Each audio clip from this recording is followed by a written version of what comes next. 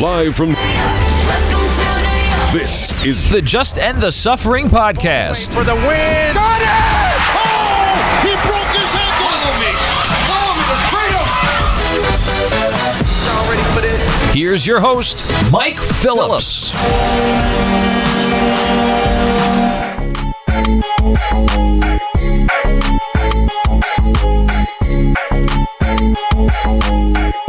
Hello, everyone, and welcome to the 100th episode of the Just End the Suffering podcast. You guys heard our brand new introduction, done some work behind the scenes on that one. I wanted to change it up for a milestone occasion. I'm your host, Mike Phillips. I got to say, it's been interesting getting here. When I started this podcast about a year and a half ago, I did not know if I actually get beyond like 10, 20, but here we are. We're at 100. Usually it's the point of the show where I, tell you what's coming up, who's going to be the guests, what we're doing, all that stuff. But we're going to do things a little bit differently today. We're going to kind of go for the ride here. There are 4 segments coming up. There are 4 guests coming on the show today. We will get to our opening tip. We'll have a big main guest, somebody who is well known in the sports world. We will do the highlights of 100. We will go back, look at some clips of some of the most memorable moments of this podcast. And we got something special for the end of the show as well. Settle back in, enjoy the ride. Let's get to our opening tip right after this call, courtesy of CBS Sports' Jim Nantz and Tony Romo. Fake to belt, go deep. Anderson's out there. This is going to go the distance. 92 yards. Darnold to Anderson.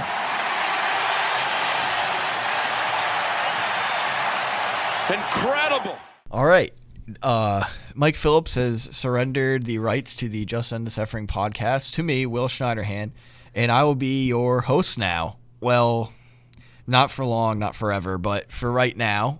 So I'll introduce Mike to his own show. How are you doing, Mike? This feels weird being the guest. I don't know why I came up with this idea. Yeah, feels weird hosting it, that's for sure. But shout out to Mark Malusis because I took a class on this, so I should feel a little bit more comfortable doing so. But yeah, so here I am, Will Schneiderhan, hosting this segment. Going to talk a little NFL football, a little CBA, a lot of stuff circulating. Maybe jump into some New York Jets. So yeah, why don't we jump right into it with the NFL CBA? Right off the bat, longer season, more playoffs. That should psych anybody up, right? I'm not sold. I'm really not. Yeah, it's funny because like the MLB just did. We talked about it last episode or last segment. Like the last time you were here, we talked about this. Yes. We had the last time we had the. What the hell's going on out here? Exactly. So yeah, we. It wouldn't be 100 episode if we didn't get that in there. I was not I was not for the MLB playoffs. This one I feel like is different though because there's like a monetary value to it where I get why they want to do it because I was reading how, this would a lot or like open up like billions of dollars to the players, I think. Yeah. So, what are your thoughts on that? I mean, that's if I'm a player, I'm kind of on the fence because the owners are like really pushing it. What is going on? Do I really want to push my body that far? But it's also like, okay, I could also make a ton of money. Yeah, the money is nice for me. I think they don't want to do it. But I just don't think they have the willpower to, basically cancel a season and say, you know what, like, we are not going to play until the 17th game is off the table. They'll never do it. Yeah, can you imagine, like, that would be terrible for the NFL. It would be awful. To even have, like half a season, we've seen the NBA and NHL do that. They haven't canceled a season in 33 years. There's no way. Especially with like how they've toed the line with everything, like all the political statements they've had where like fans have voiced their displeasure. I honestly think like a work stoppage would be terrible for them.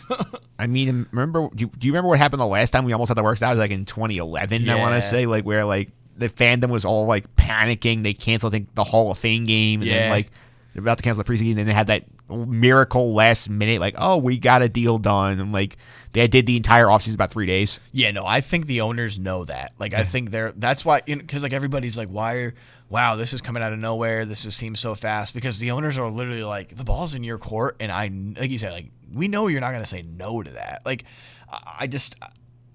as far as like the extra game goes, like I completely understand where like a player would be like, that sucks. That's like a whole other week. That's a whole other game. And it's just a regular season game nonetheless too. Like that's a lot for a player, even just the one game. Yeah. Think about this also. I mean, like if you're a player, like, I mean, unless you're like Tom Brady where you're getting like endorsement money, like that's your income. It's not like the owners who like the Johnson brothers who like, if the Jets aren't playing, okay, we'll sell our toiletries and make our billions of dollars, or like we'll sell real estate. Like the players don't have that option. You know, they only benefit from like the NFL, like the football money. Yeah. Like you're saying, the owners are going to make that anyway. Yeah. And they'll make more, and then they won't care. But that's where like I don't. And I also think I read something where like, wasn't it like proposed like the 17th game, like players wouldn't get their normal game check. So like a Russell Wilson could be playing for $250,000 compared to the whatever the $3 million per game or whatever. I mean, to me that's like psychotic.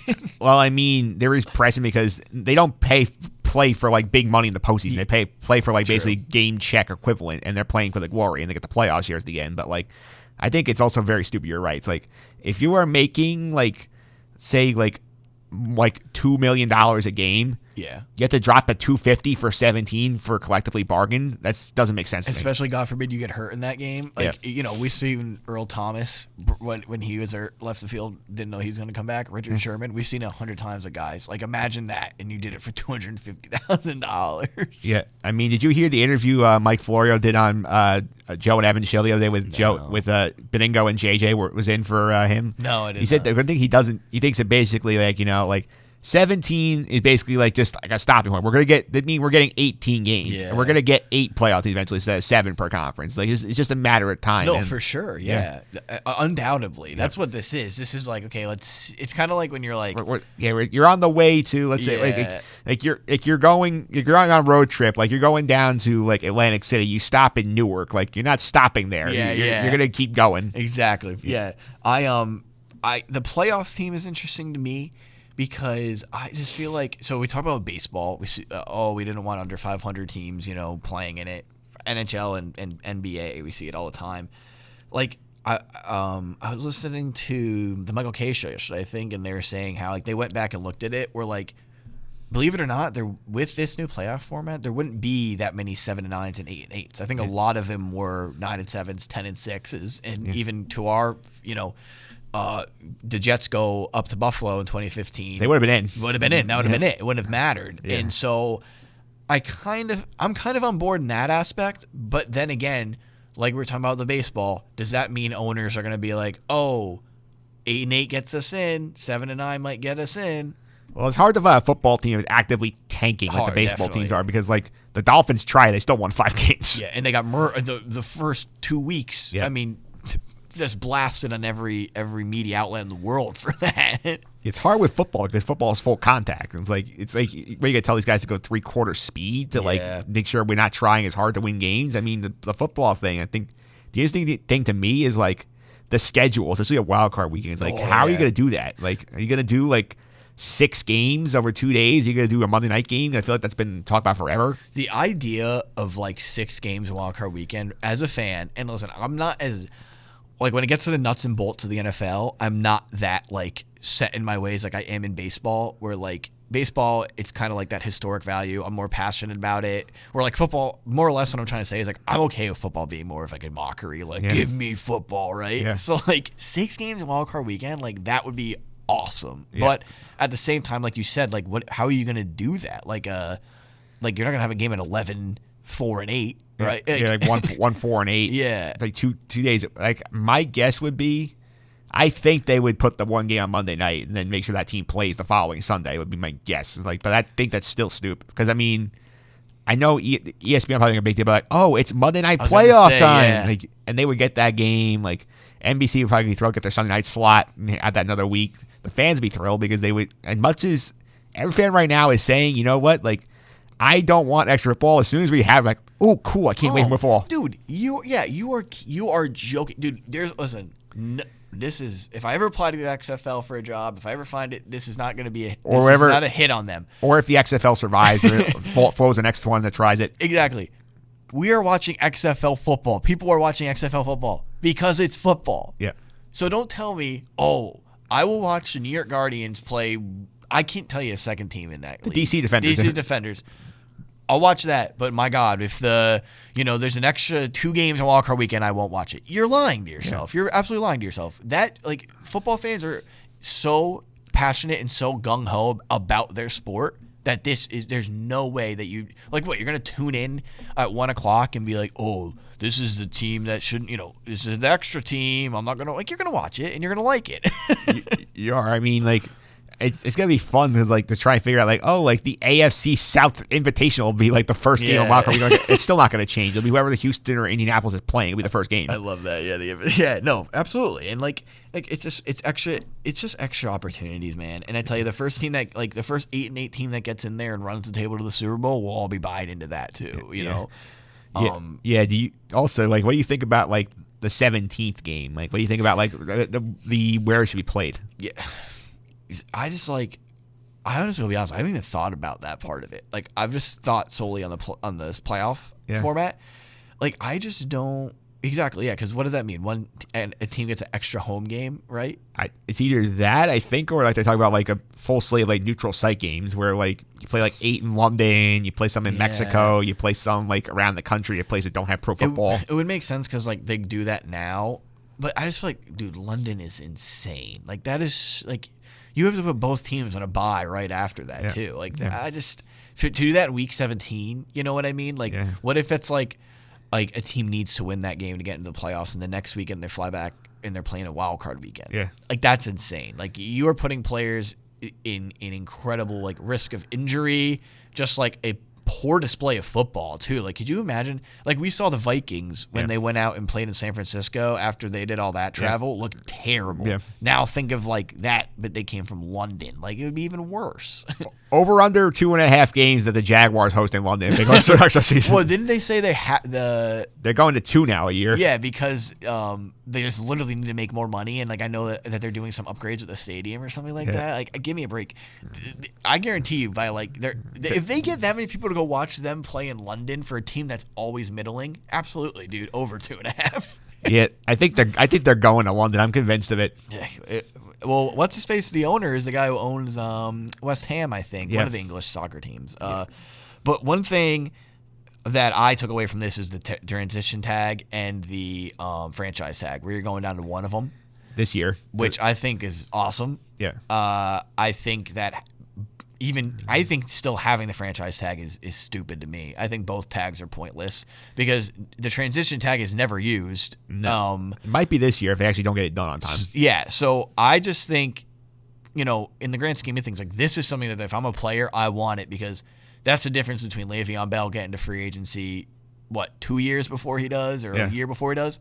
So I generally do like that idea. And I actually think that, with the more money coming in, I think you're going to see a salary cap bump too, because you're going to have to start paying players more and way sooner than usual. Yeah. So I'm super into that part of it. I really like that. I just wish they would limit the franchise tag just to a year or something. One-time use per player. Yeah, definitely. I agree. I said this before. When Le'Veon Bell was saying it, I'm this should not be oh, you can't get paid. You can't get paid. You can't get paid. Just let them go get paid. It just seems so counterproductive. It's not the point of the tag. The point of the tag is to buy you time to work out a long-term agreement. If you're not doing it, what's the point of the tag? Especially because the expense is so marginally different than what you would have to pay them in the open market anyway. Yeah. I think if you're gonna do it, you got to make it even more excessive the price. If you're gonna keep that should be a change too because it's too team friendly for them to do. Like you said, you're supposed to hey, I'm Jerry Jones, or let's say I'm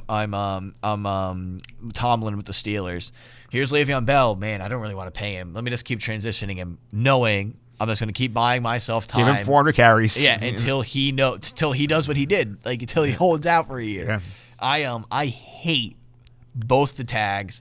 Transition tag, okay, because then it's really forcing them to tag you, to trade you, or sign you, because you cannot do what you do with the franchise tag with that. Yeah, because you can negotiate. You can get a deal, and they have to match the deal. If exactly. You get it. Yeah. I really like that idea. I think that this, like you said, the fact that you can literally franchise tag Le'Veon Bell twice or how many times they did it without, and like what Dallas might do with one of these guys this offseason without the Kirk Cousins basically forced his way out by going and trying to get tagged 3 times in a row. It sucks. I think it's terrible, and I think that's like generally a really good idea because I think we're going to see larger salaries, more than what we see already, higher salary caps, and more guaranteed money. Like that is definitely beneficial to the players. Indeed. So then I want to jump into the Jets, our lovely Jets, because obviously, oh brother, this is going to affect them, right? Everybody, of course, but fresh off the presses, OBJ back in New York. Yeah, here we go. Yeah. What the hell's going on out here? Yeah, so if you haven't heard or you weren't, you haven't seen it, if you're living under a rock, yeah. So I think I saw SNY report this. I don't know who it came from originally, but OBJ, from his camp, has made it known that if he does indeed get traded for the Cleveland Browns, he wants to come back to New York and he wants to play for Gang Green, baby. Yeah. What are your thoughts when you hear that? To quote one of our good friends on this podcast, why God, why? Seriously. Yeah. I just think it's the one time Mike Francesa really got something right was with Odell Beckham Jr. and he said he's a loser. And he said when he gets traded to his third team, don't be surprised because there's also going to be a fourth team. Yeah. So I just cannot fathom. First of all, like he's been posturing this the whole time. Yeah, he wants to stick it to the Giants. Did he ever even want to play in Cleveland? Like it's like he got there, they lost like 2 games. And he's like, okay, I'm out. Bomb. Yeah. I'm gone. I just don't get it with him. I mean, like, I want no part of him because that's not going to help my young quarterback having to feed his ego. We just saw what happened with Baker, right? And like, yeah, Freddie. Say what you want about Freddie Kitchens, he wasn't a good coach, but Baker Mayfield regressed mightily. I mean, not even like you couldn't argue that he hasn't. So like, yeah, like here we are. I'm psyched about Sam Darnold. I know some people are still hot and cold on him, but yeah, I mean, dude, I do not want him here at all. It's going to be a nightmare if he comes because I don't think Joe Douglas is stupid enough to do that, thankfully. I feel like with certain other GMs this organization has had, it would have happened. Oh, for sure. Like if McCagnon was running the Jets right now, Beckham would be here. My thing is you need the right coach to corral Beckham. Not to mention, like, the price is excessive. Dude, they're not getting a first-round pick. No. Not a first-round pick plus. No. No shot. And in my opinion, I would maybe do it too. But I don't even think I would do that. No, I wouldn't. For me, it's like it's too much of a headache. And I'm taking out a lot of money. I'm eating into my cap space. Maybe like a 3 or a 4, right? Maybe a 4 and a 5. There you go. Don't get me wrong. Would he make them better? Sure he would. But is he worth the headache he's going to bring with him? No. Also, could you imagine Adam Gase and Odell Beckham Jr.? He couldn't handle Jarvis Landry. He expected to handle Odell Beckham. And my thing is, like you just mentioned it with the salary cap. Like, yeah, the idea with these young quarterbacks is we want to pay around him, right? Keep him on his rookie deal. Let's pay around him. Yeah. But, like, dude, they need, like, a lot on the offensive line. You can't pay Odell Beckham Jr. top dollar and Le'Veon Bell top dollar and then say, let's go. And fix the line. Exactly. Yeah, because, like, you also know, too, as soon as Beckham gets traded here, he's going to say, pay me. I want a new contract. For sure. Yeah. And it's just like, I know they need to, and I actually wrote in an article that like they should go look at Amari Cooper. If he escapes Dallas. Yeah, as we just talked about the multiple tags. But there's something about OBJ, man, where we have not seen a dominant Odell Beckham Jr. since like 15 when they made the playoffs. Yeah. When he would take another great guest this podcast to point out the Giants won a lot of games, he would take a 5-yard slant 80 yards to the house, and it would be gone. And but now it's like, dude, imagine the first game where he doesn't get like 10 targets, he doesn't get his catches, they lose narrowly. I mean, that's it. Then you've lost him. You have lost him. Like you said, the idea of having this All-Pro, Pro Bowl receiver on your team should get you psyched up. But I would never trade the first. I'd maybe trade lower mid-round picks because, like you said, he's eating in your cap space. But it's just we've seen like Sam Darnold doesn't really like throw it downfield, you know. Well, he also no time to throw it down the field either. We're like, I just feel like but I also feel like the offense, like the way it's built. Like with Eli, it was just like it was just go, chuck it. Yeah, you like to throw down the field. Exactly. So I don't like the idea. I like the core of guys they have now. And Odell, just dude, I feel like I should be excited, and I've seen a lot. It's also like, let's not get this misconstrued. Like, this is just his camp saying this. This isn't like a legitimate. Like, he's trying to create leverage. Exactly. Yeah. So I'm not into it. Like you said, we'll talk about it. Joe Douglas has not done anything stupid yet. Yeah, and we'll talk about it as we segue now into this, where the Jets, like you said, they need a lot. They need offensive line. It's a big offseason coming up. Actually, in your fan-sided piece, you hinted at exactly that at the offensive line with Scherf, Thuney. I don't know how to say his last name. So, like, where do you see this offseason after Odell Beckham Jr. is not really happening. Let's get down to the nuts and bolts here. What do you? What is it? What's the top of their list? Biggest priority? Offensive line. Joe Douglas knows they need the offensive line fixed. And we saw it last year. As soon as he got there, he signed Ryan Khalil. He traded for Alex Lewis because he said, I can't win with this group. And he was right. They couldn't win with this group. Like, once everybody got hurt and the backups actually played better, that's a sign there's a problem. Yeah, I definitely agree. Especially because, like, they have the money to do it. They don't have what they had last year. But, like, when you really look at with the Jets, and I'm going to ask you this in a little bit here, but, like, with tempered expectations, like, they're going to be a good football team. They should be. So they're not that far off if you have an offensive line. They've seen the NFL. That's the way you got to win. Yeah. Dominate both sides of the line of scrimmage. And like you said before, Darnold never had the time, man. It was constant pressure, constant forced throws. So I would love the idea of Scherf. I would pay him a ton. I don't think I would pay Scherf. You're more of a Thuney. I'm going to get it wrong. Because Scherf is always injured. True. I don't want them paying an injury-prone guy. Rather the young ascending guy who's like 27 and post 31. We just saw what happened with Osemele. That was a train wreck. Yeah, don't go down that road again. For me, sign 2, draft 1, then figure it. For me, my plan off season: sign 2 linemen, draft 2 linemen. Because last year McCagnon didn't he draft 1 offensive lineman? You drafted Adoga in the third round. You end up starting, but that was it. Yeah.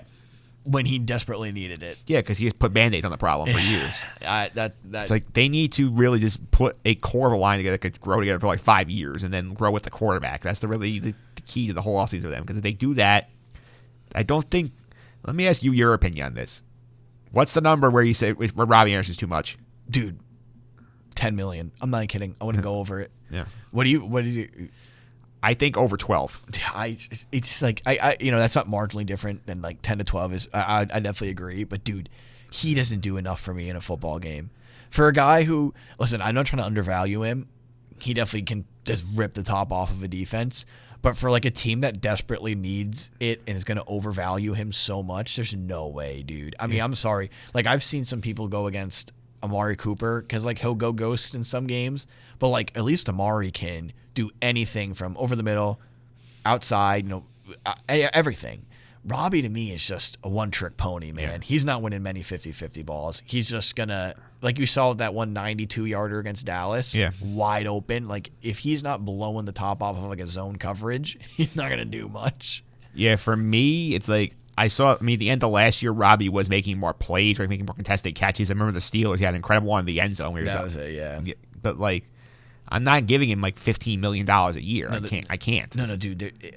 And I don't mean to like slander, slam Robbie, but yeah, dude, there's no way. The value's not there. For like a contract that might go for guaranteed, like 30, 35? Yeah. That's terrible, dude. I mean, terrible. Not for this team. No. I could, one guy I'll throw out there, I think I could see them going for him as like a cheaper alternative. It's just Rashad Perriman off of Tampa. Yeah, and he's a hot name. Because, dude, he was really undervalued last year. He played well when Evans got hurt. In Tampa. And I mean, like, listen, I know Tampa literally was slinging the ball around because they had to. Yep.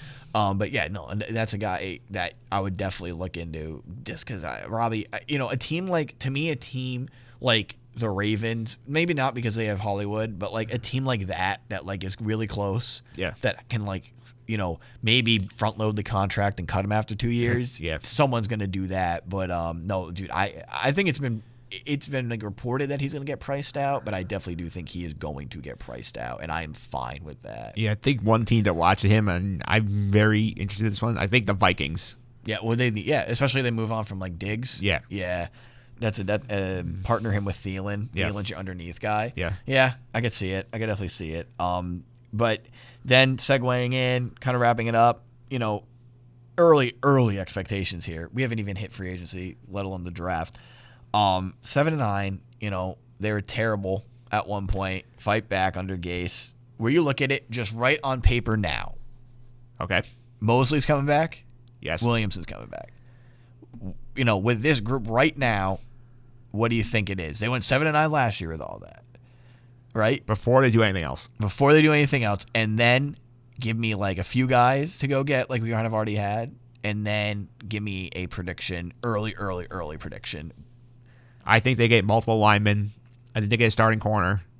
I think they're not going to be an expensive corner. I think they get a couple receivers, replace Robbie. Cut Tremaine. Tremaine's gone. Yes. Tremaine is flying out the door. They're chucking Darryl Rowers out there with them. And I say 9-7. Okay. Depending, with room for ascension if the quarterback improves enough. So, I definitely agree. I think 10-6 if all goes well. Because the schedule's harder this next year. Tough, really tough. Don't they play like Kansas City and all that? They play both West divisions. Yeah, 9-7. But like you said, like a lot of it is Sam. Like this is kind of that year, right? Yeah, he's got to go. Like a 30 touchdown, healthy, full year, Sam Darnold. Because the Sam Darnold thing is the difference between them being like a 9-win team and like an 11-win team. And that's every team with a quarterback. Yeah. I honestly think I think defensively they're there if you get in a corner, like you said, because that is one of the more well, the edge rusher too. I don't know where they'll find him, but that would be something they should get. Definitely, because then, dude, that's one of the most talented defenses in the NFL. If you get that, because your linebacker spots are superb. We saw what the team was like with CJ. You hope to God that like Quinnen can step it up.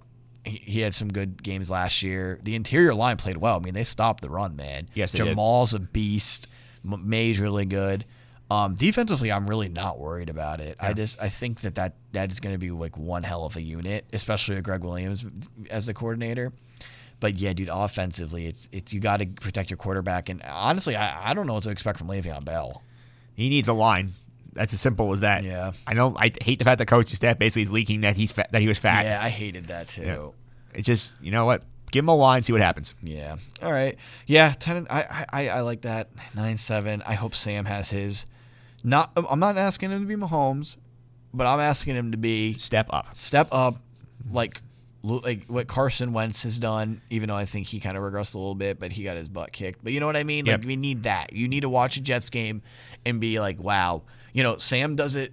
He'll have a throw every game where you're like, Jesus, like that guy is good. But then there's a lot of other missed throws, head scratching throws, where you're like, what the hell's going on out here? So, that is, I think that's the most important thing out of everything that goes on for the Jets as we get close to this. Is Sam Darnold needs to take that step. But yeah, that was it. CBA, little Jets rundown, super early Jets rundown. So how do you feel hosting?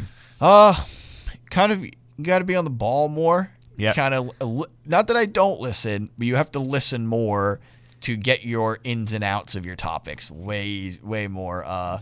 Yeah, I did like it though. For a little bit. I know we've had segments that are far longer where I don't know how you keep, especially with two guests.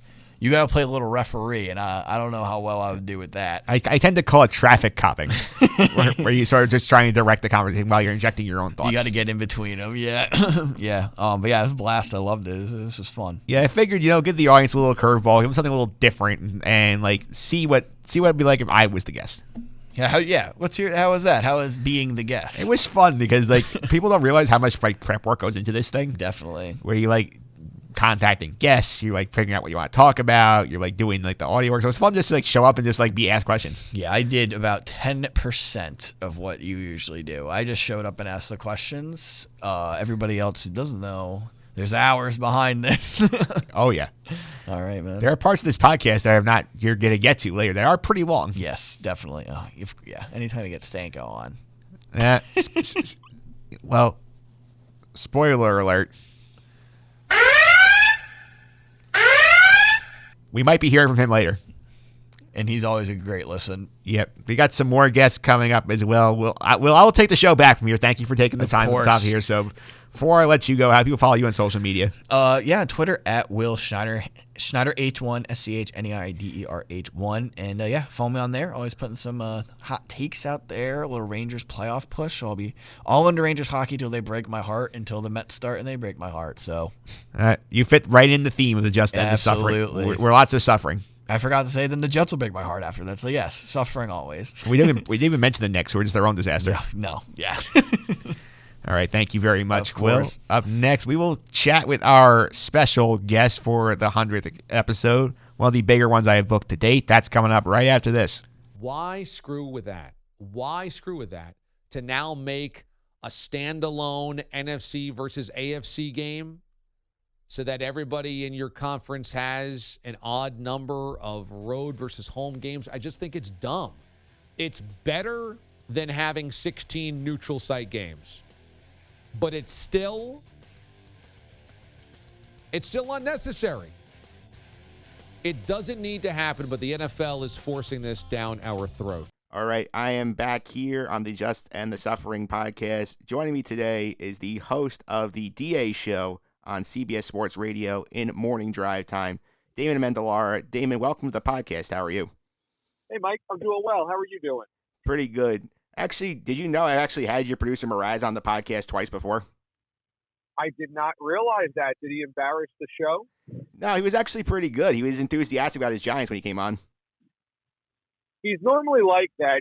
If you catch him early enough in the season or during the off season, wildly optimistic, and then you catch him in season, incredibly pessimistic, and everybody needs to be fired.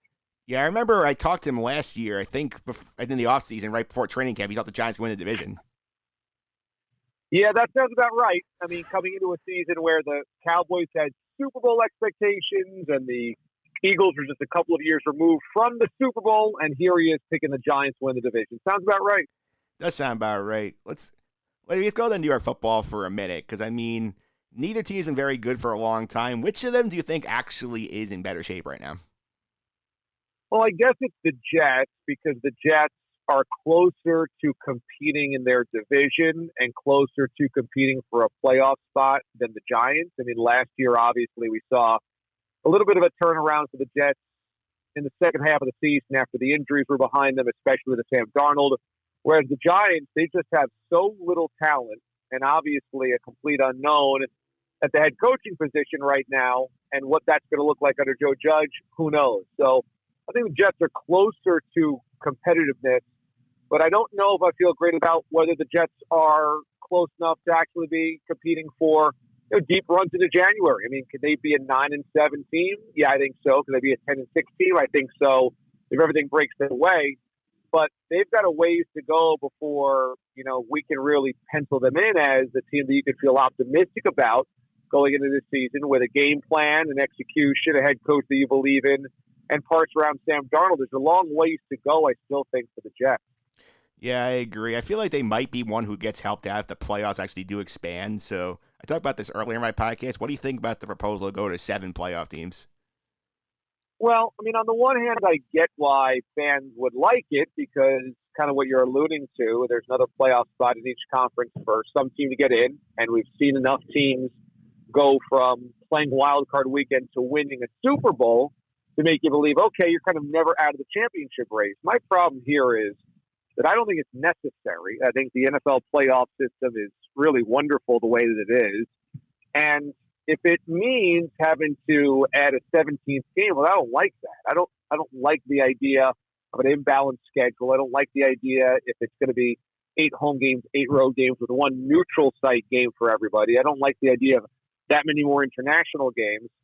So, it kind of depends on the cost. I mean, if it was just, they just want to add an extra playoff team to each conference, okay.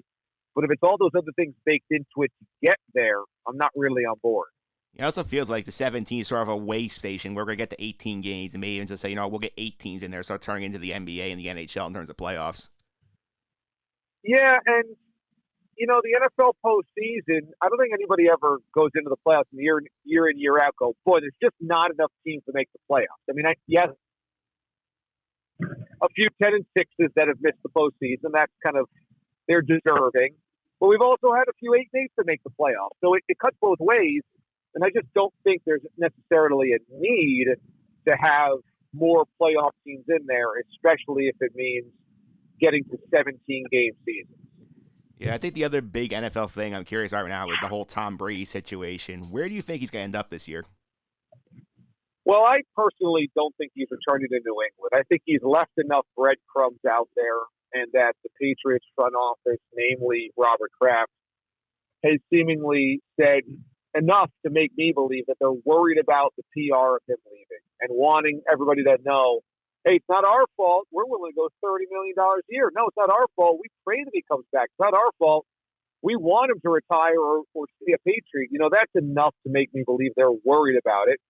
And I think Tom Brady does want one last hurrah without Bill. I really think that there is an element of this that he wants. So my money is on him leaving. And if it's on him leaving, I think there's only two destinations that make sense. The Raiders in Las Vegas or the Chargers in Los Angeles. Now, I don't know if he would trust the Chargers organization because there's not a lot of players that flock there to free agency and say, oh, this is a model organization. Now, people don't say that about the Raiders either, but the Raiders do have an owner that seems to be trying to woo him. The Raiders do have a brand historically, and the Raiders are going to Las Vegas with a brand new stadium and a lot of glitz and glamour around them. So I think those are the only two reasonable places for Brady to end up. Yeah, that makes some sense. Let's shift gears to baseball for a minute. Obviously, spring training started, but the whole sport's overshadowed by this sign stealing thing. If we said, okay, we're putting DA in charge of MLB, how would DA handle the Astros thing right now? Well, if I was the commissioner, I would have challenged the union. I would have suspended all players that were on that 2017 roster, and this includes Carlos Beltran as well since he's retired. And I would say you're banned from baseball for a year.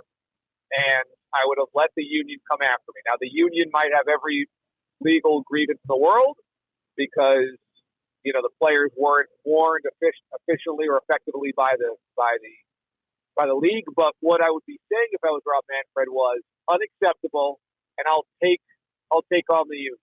And then force the union to have to defend 25 or 30 members of the Astros at the risk of alienating the rest of the players that were cheated out of World Series and wins and MVP awards, etc. So I would have liked to see how that would have played in the union. And instead, Rob Manfred took the easy way out, which ended up being the hard way, which was don't punish them at all.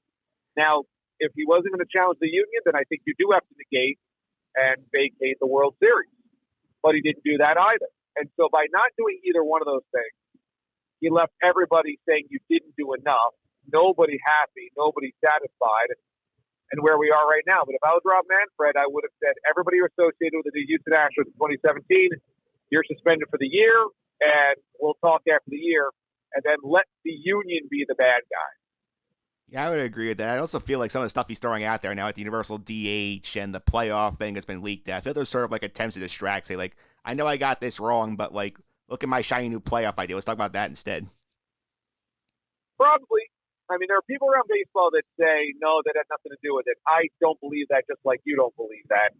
And I think that Rob Manfred has been tasked with a really tough spot where we are in a day and age where if you're not a hardcore baseball fan, you might be slowly or quickly detaching from the game, and that the pace of play might be too slow, not enough offense, all or nothing at bats, not enough action. So he's been tasked with a lot of pressures right now with the league, and this was a chance for him to earn a lot of credibility in a tough spot.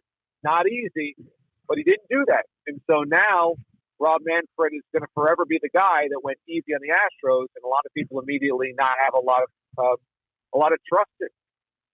Yeah, I agree with that. I want to go to the actual teams on the field for a minute. Yankees, I feel like they're obviously the favorite, but if I'm a Yankee fan, I feel like all these pitching injuries already and Aaron Judge having a solo thing, I feel like I'd be worried the injury bug's coming again. Yeah, I would be too. I mean, last year the Yankees were absolutely ravaged by injuries, and finally getting everybody back after an off season, ready to go, was going to be, the real Yankees.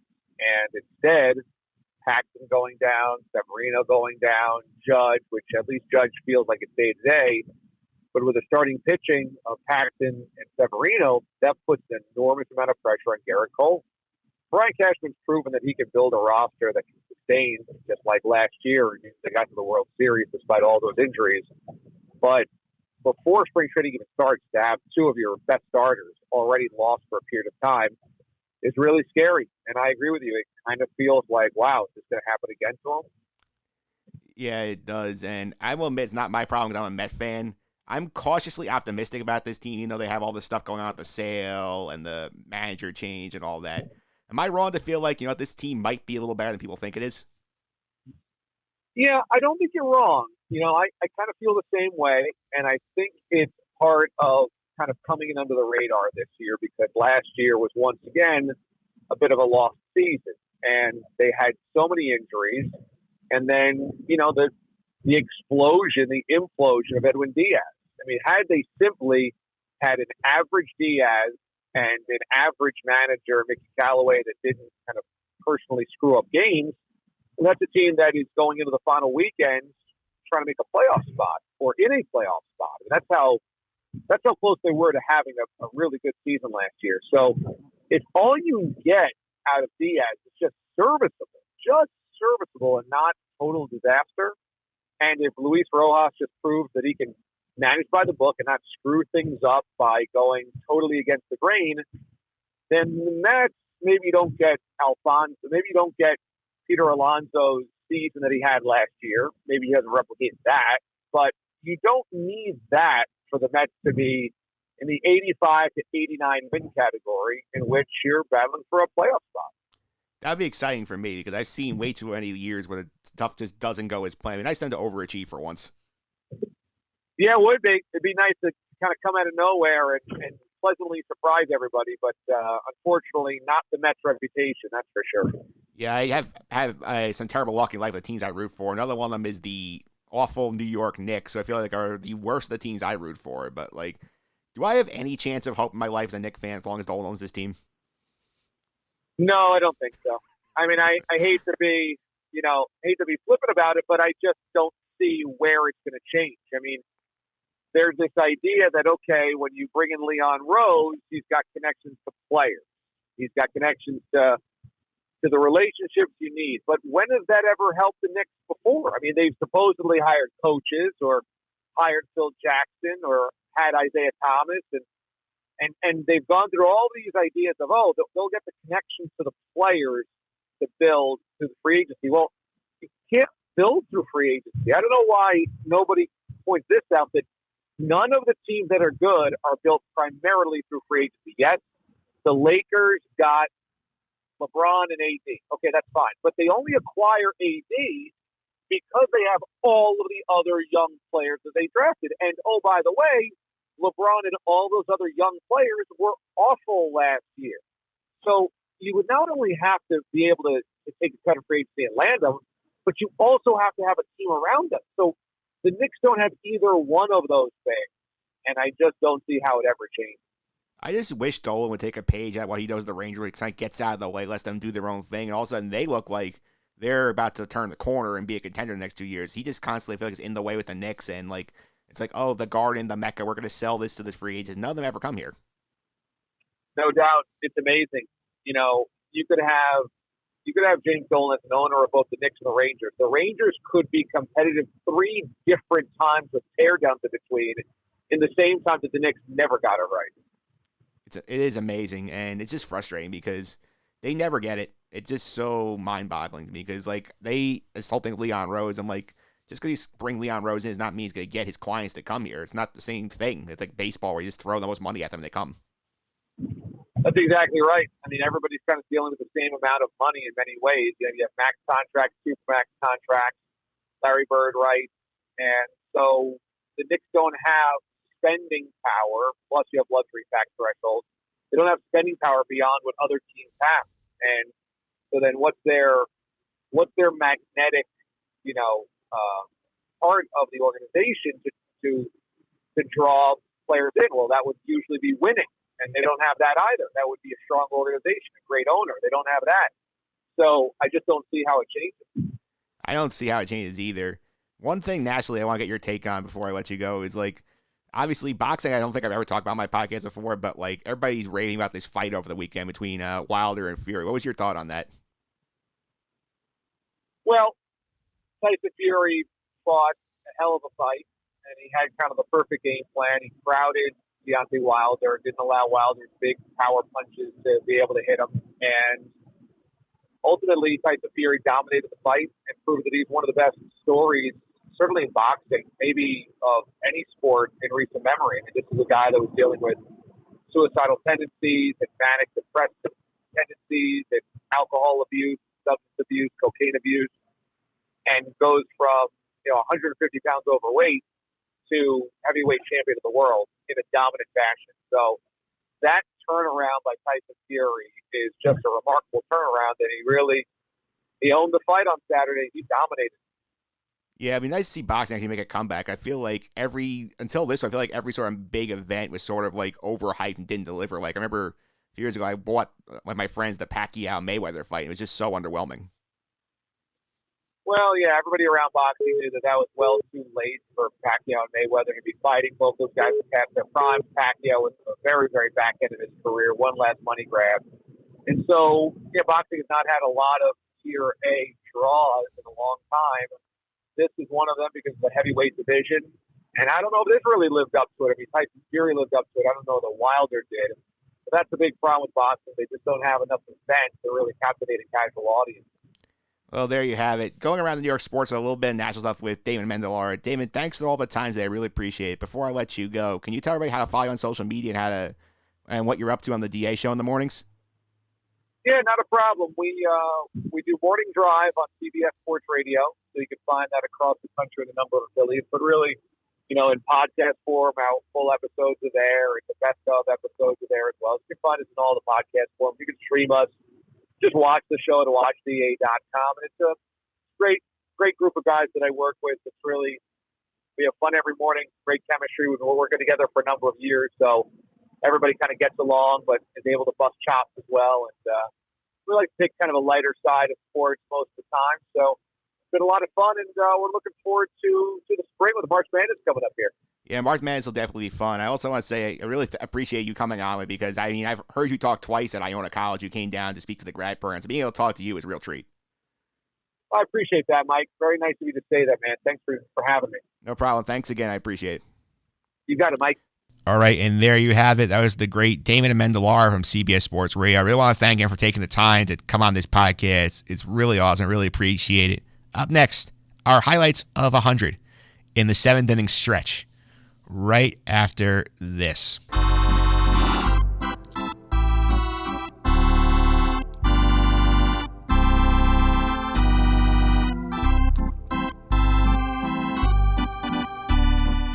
All right, we are back here on the 7th inning stretch of episode number 100. Time to take a look at the highlights of 100, 10 of the greatest moments in this podcast, or so I think. I brought somebody here with me to help me figure out if I made the right calls. It's our pop culture correspondent, Sam DeRosa. Sam, welcome to episode 100. Thanks for having me. I believe this is my 11th time now on the show. Yes, it is. I guess Super Bowl didn't go too bad. No, Super Bowl was popular. Yeah, okay. People said they wanted more Sam, so here we are. I don't believe that, but okay. You'll have to take my word for it. I'll take your word for it. Okay, so are you surprised we actually here at 100 episodes in this thing? No, it's fun to be on the show, so of course it's going to do well. Come on. Yeah, I mean, there are times I'm like, am I going to make it this far? Like, what am I going to do when football's over? And then, you know what? It's worked. It's still here. You got a lot of sports to cover. I do have a lot of sports to cover. And a lot of New York suffering to cover, too. Oh, yes. I was just talking about it with Damon Amendolara. I asked him, I said, do I have any hopes Knicks fan? He just told me, no, you don't. Oh, my God. And you know what? Soon. Maybe in 20 years. Maybe in 50. Yeah, Dolan's never going to listen to this podcast, so I will be nicer to him because he does own the Rangers, and the Rangers are okay. But we will get to the clips, which is why you're here. I have went through the archives. I pulled 10 clips from the run of the show, talking about some interesting stories and all that good stuff. I think we should start off at the beginning. Don't you agree? Oh, definitely. We will go back to episode number 1 for this clip, when I interviewed my friend Steve Popolowski, who at the time was working for the Binghamton Rumble Ponies, when there was a young prospect there by the name of Pete Alonso. I asked him for a scouting report on Pete Alonso, and this is what Steve had to say. The kid can hit. I mean, from the day he showed up last year, we've got we're like most minor league ballparks. We've got 2 levels of outfield signage, and the first wall, of course, you clear that, it's a home run. Then there's a second wall, and those signs are probably 12 feet off the ground, and he hit 2, either his first game or one of his first couple games he was here. He hit 2 off this IBM sign, which is in left center field. It's got to be, getting close to 400 feet out there. And, we hadn't had a guy with power like that. Everything had been kind of about Dom Smith and Ahmed Rosario, who are great players, but not that kind of power threat where they're just going to absolutely mash the ball. So from, day one, we're like, this kid can really rake, and he has not stopped. Even in April this year when it was 35 degrees every night and a lot of the guys were hitting in the low 100s, he was still hitting 330, 340. Yeah, I think he nailed that one. That was from June of 2018. That's insane. That's really cool that you have a piece on him. Yeah. And what he is now. That's really awesome. Yeah, back at the beginning, I'm like, okay, Pete Alonso's doing well. I got to talk to him about Pete. And then you gave me this story. I'm like, and then I'm sitting here and about last year, he's hit 30 home runs on the break. I'm like, oh, this is actually interesting. This happened. Yeah, and that's crazy. Yeah. And then now he's the reigning rookie home run guy. Now he's the polar bear. Yeah. He's just become a whole superstar of his own. I love Pete Alonso. Oh no, I really appreciate him. I was rooting for him to break Judge's record. Yeah, as a 100%. As a Yankee fan too, that's impressive. Oh yeah, no, he's I don't know. It's just something about you are so involved with the Yankees, such a team that's does well. Yeah. Well, this year or this past season, I should say. But the Mets, you root for them because you want them to do well. I remember 2015 staying up watching the entire World Series and everything with my poor mother. Yeah. Yeah, that was not a fun ending, but a fun ride. Yeah. Yeah. Let's go on to another fun baseball story. Somebody you and I both know very well, the great Rick Cerrone, friend of this podcast. He's come on here a couple of times. Good old Rick. Good old Rick. His first appearance was on the first holiday special where we went through some of his highlights of his career. This is a bit of a long one because, as you know, Rick likes to talk, and Rick tells plenty of stories. I love his stories, though. Love his stories. I got a good story for you. This is from episode 26. You were on this episode at the end of it, but at the beginning here, Rick was talking about his time when he had to help set up a memorial for the great Joe DiMaggio at spring training for the Yankees. Here is Rick Cerrone. I said, I think there needs to be a really good sized floral arrangement out there, that we put out there to mark this sad occasion. Now, I'd already been out there and measured the height of the thing, so I knew exactly what I wanted. So he said, that's a great idea. Get right on that. And with that, his secretary walked in and said, I don't mean to interrupt. I'm not trying to eavesdrop, but I heard you want flowers, and the woman who does the flowers in the suites, she's here. Do you want me to send her in? Yes, send her in. So this young woman comes in, yes, and tell her what you need. And I said, well, I want to have it 28 inches high. It needs to be this. And I give her very specific. And she goes, okay, I'll get right on. I said, now how long will that take, do you think? I could probably get that here within an hour to an hour and a half. Well, it's 8:30 in the morning. That's fine. So she goes off, right? So I go back to my office, and 10 minutes later, half hour later, the phone rings, and it's the front desk. And the woman says, the woman from the florist is in the lobby for you. Okay. So I walk down there, and she's holding this little cup of flowers, like this little tiny thing fits in her hand. I'm like, oh, boy. She goes, before you say anything, this is not the floral arrangement you requested that's on its way, but I went around the suites, and I pulled some flowers.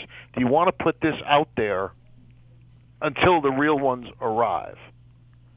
And I said, no, I don't, because I don't want people thinking that that's something we would put out there. That this not. I'd rather just wait till the real one. Well, with this, who comes walking through the lobby, seeing the two of us with this little cup of flowers, is Mr. Steinbrenner. And he goes absolutely bonkers. you idiot, this is not what I wanted. This is outrageous. I can't trust you to do anything. Go back to your office. And I'll never forget these words as I'm walking away laughing. This is hysterical. And as I'm walking to the elevator, I hear from behind me, Cerrone, that's it. You're off the flower detail. You're off the flower detail.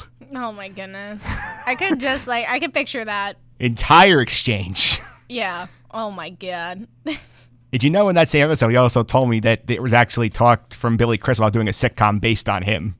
Oh, yeah. I feel like you've said that before. Like, I think that'd be interesting. Yeah, Billy Crystal apparently wanted to do a sitcom called This Is Rick based on Rick's. But like, he would play Rick though, right? I think he would play Rick. Okay, good. I love Billy Crystal. I think that would have been interesting, but Rick, plenty of great stories on that episode, including some stuff. He has stories about Barry Bonds, about how he worked with him in Pittsburgh. He had some great Jared Jeter stories down the line, some other stuff. But if you like a good story, listen to Rick Cerrone. Oh, definitely. Yeah. You want to stick with some baseball? I love baseball. Let's go. Yeah. Did you know that on this podcast, I actually predicted the World Series correctly? Oh, yeah? Yeah. This past year? This past year. I actually have the receipts. This is from the opening day episode of baseball this year. I talked with our good friends, Will Schneiderhan and Anthony Sorbellini, and we were making World Series predictions, and this was mine. Yeah, I have the Nationals breaking through as well. I thought the Bryce jinx was real, so Yeah. I think they could get there, but they are going to lose to the Houston Astros. I think the Astro pitching, I think that's very underrated right now. The Yankees, I think, still have questions on that starting pitching staff. That's a huge problem in the playoffs. Yeah. My finest prediction yet. That's really spooky. Yeah. I remember I'm proud of myself. I put that on the air. I can't even backtrack. But like, did you think about that come postseason? Like, was that thought in the back of your head? I had to go. I went back because I'm like, okay, I think we were close on some of these. I had to check. I'm like, okay. At one point, I think it was like somebody had Yankees, Nationals. I had Astros, Nationals. Like, well, this could be right. So that's so funny. I would have never picked the Nationals, except I like the Bruce curse. The Bryce curse. Right. Sorry. Yeah. Yeah. The Bryce curse was real. I do buy that. Oh my God. And speaking of the Astros, have you been following the buzzer story? 100%. When this first came out, I got Schneiderhan and Sorbellini back on the podcast. Mm-hmm. We talked about this, and this is right when the sign stealing thing was going crazy, when we had, all the managers getting fired, and there was something new coming every day. The thing that stuck with us the most was the thing about the buzzers. Here's our question about the buzzers. That's why I just can't imagine it's real, but that thing, I'm not even kidding. That is, ridiculous. Can you imagine, getting pinched right before, and you're, slider, and then you have the time to, even register what you have to do? I'd be still, freaking out, what's buzzing in my shirt? The way they make it sound makes it sound like they basically took those, Applebee's buzzers you get when you're waiting for the table at the restaurant, just taped inside their jersey, just buzzing it.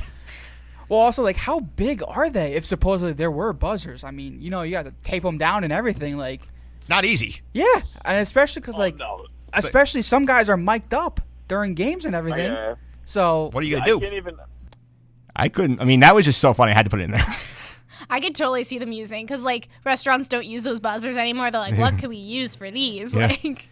Yeah, that was the first thing that went to my mind because I was like, you have experience with restaurants. I've been to plenty of restaurants. I say buzzer. I'm like, wait, what? The Applebee? Put the buzzer one of these in there. I'm like, how's this not gonna get noticed? Oh God, it's a very sore topic with me.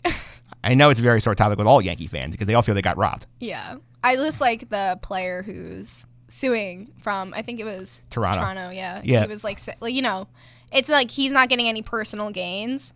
But, he's just trying to make a point. And I think it's great because, the thing that's going to tick me off the most about this season is whoever throws at Houston is going to get more time, out of baseball than any of them for who cheated.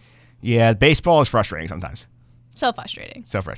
Love it. Yeah, so do I. Let's go to, I did not put any basketball in here because there's nothing for me to be happy about with basketball because the Knicks are so bad. Poor Knicks. Do you want to do football or hockey? I'll give you your choice. Ooh. Let's do football first. Okay, we'll do football first. Another person we are very familiar with, the great Mark Malusis, a.k.a. Moose, came on my podcast last year, right around the Super Bowl time. This is right when the Jets had hired a new coach. Okay. I asked him for his take on the great Adam Gase. All right. And this is what Moose had to say. The issue I have with Gase is this, you see guys, historically speaking, that jump right back into head coaching opportunities after a failure, and the success rate is very, very low. They're not humble. They haven't really learned all that much. He got rewarded with a job that's probably a better job than the one that he just left. And that's the problem I have with the hiring. I think he's a good coach. I think he's got to learn how to communicate with players. Certainly there was issues down in Miami with relating and communicating with those players. So he's got issues. There's no question about it. Now, he's got a good staff. I like the hiring of Greg Williams. I do think he's probably a better coach right now than what Todd Bowles was before they fired him. I was a Bowles supporter. But I think the hiring's okay. I don't think it's a home run. I feel like he accurately summed up the entire Jets season back in January of 2019. Yeah, I'm thinking of Sam Darnold's face. Yeah. Like with him looking at him, like the entire. Oh my God. I knew we were in trouble once we had the press conference and you saw Gase doing the bug eyes in the press conference. Yeah. I'm like, this is not good. This does not look like a professional football coach. I don't know how you're a Jets fan. I give you a lot of credit. It's very, very hard. To all you Jets fans out there, I give you a lot of credit. It's like a badge of honor when you actually do win, which we don't get much of. Like, I understand that, but I just feel like it's extra hard on you guys. It's hard when you have terrible ownership. Yeah. And I think you may relate to that slightly. Yeah. Because here we talked about this earlier about maybe your team might be considering playing extra games in London now. Yeah, no, and a lot of players are not for that. It's just because he owns Man City. He owns Fulham. I apologize. He owns Fulham. Do you think they're going to end up there full time? I don't think so. I don't think it's popular, like how they're trying to make baseball popular, but I don't think they would do well. Yep. Maybe with all of his millions of dollars or pounds, he can go buy something over there. Yeah, that'll be better for you guys. Get the football back to Jacksonville. In Swampland. In Swampland. And since I did the Jets, I'm going to be fair and give some balance. I have a New York Football Giants clip as well. That was very nice of you. Yes, it was very nice of me. One of my great friends, one of my favorite ranters on this podcast, Justin Diaz. He first came on my podcast, I think, way back in like the 10s, somewhere in there. I think 13 maybe he was on. Did the NFL picks. I asked him about the Giants. I'm like, how are the Giants going to do this year? This led to about a 4-minute rant about the state of the New York Giants, how bad they were being. Oh, bad. Oh, man. Like, literally, I'm just speechless for that one. I think they were 0-2 at that point. They were about to play the Cowboys. Or just lost to the Cowboys. And I pulled a snippet of that rant. I'm talking about how the Giants organization is not very successful. I feel like the organization, the fans adopt this mindset that the Giants are this amazing organization that can do no wrong. We're owed success and it's expected. I like the mindset of expecting success, but at the end of the day, you have to evaluate your roster and see where it stands and make decisions accordingly. You can't look at a roster where you've made the playoffs once in the last 6 years. You had one fluke season where you went 11-5 2 years ago. Maybe Giant fans don't want to hear that. That was every win was a 1 or 2 point win where you scratched it out. The offense did nothing, and Beckham took a 5-yard slant 80 yards to the house. That's not sustainable success. Any thoughts as analysis there? You said this was recorded right after they lost to the Cowboys? In 2018. I mean, any loss after the Cowboys. It's totally understandable. Yeah. I feel like he did such a good job breaking it down because... Like, you can, sense his anger, but he was so calm. He was so calm at that moment. I've seen him get angrier, but, it was a perfect point because, I mean, the 1 year they won 11 games, there were a lot of plays that are like, it's Odell Beckham saved the day, Odell Beckham did this, and I'm just throwing this out there. It says at the top of the show, Will, I want him nowhere near my football team. I don't think anybody does at this point. Because the rumors he wants to come here and play for the Jets. Why? I guess to stick to the Giants. That's so silly. It's frustrating me because, thankfully, I think my GM is not stupid enough to do it. Yeah, no. I feel like, I don't know. I can see why, but I just think he's just going to, it's like him sticking his foot in his mouth. That's what it's going to end up being if he ends up coming back to New York. Yeah, it will not be pretty if he comes back to New York, I don't think. No way. And it'll just be a matter of he'll start off hot. If they start losing, he'll complain and he'll want to leave. Exactly. You have to stick with something. That's what you're taught when you're a little kid. Stick with something, and the more you stick with something, the better off and the bigger the reward. Yeah. That made zero sense, but whatever. Well, there's a kernel of wisdom to be taken out of there. A very small snippet. I don't know if Odell will find it, but it's there. I hope he never hears that one. I feel like he would beat me up. I don't think Odell is going to be listening to this. I'm fairly safe to say that. He'll throw his, $10,000 cleat at my head, blah. I think he's on the list of ops of this podcast. It's him, Adam Gase, and I think Rob Manfred, the top 3. I can see Adam Gase sitting there, like, listening, like, who's saying stuff about me? Well, I mean, Adam Gase allegedly had a burner account, which we still haven't figured out the identity of who that was. Interesting. Yeah. I mean, there's rumors it was him. There's rumors the Jet beat reporter Manish Mehta did this to make fun of Gase. Like, there's a third party rumor involved. And, like, I don't know. That's a mystery we'll never find the answer to. It's like one of those good mysteries to let it lie. Let's stay a mystery. Yeah. Let's go to the hockey well for a little bit. Love hockey. We're in hockey season. We're playing on the day of the hockey trade deadline. The Rangers kept Chris Kreider and made me happy. Yeah. And they're my one team that actually has a chance of being successful, so that's nice. I have, like, good feelings about them for next season. I think they're going to be in great shape next season. Oh, you know what? I'm going to give them 2 seasons. Yeah, I agree. I was like, for 1 season is, like, that's way too soon. 2 years, they're going to be a cup contender. Definitely. That's going on the record. We'll play that back in episode 300 and see if that came 300. true. But we'll go to another somebody we know very well, the great Ross Greenberg. All right. He was on Holiday Special number 2 this year.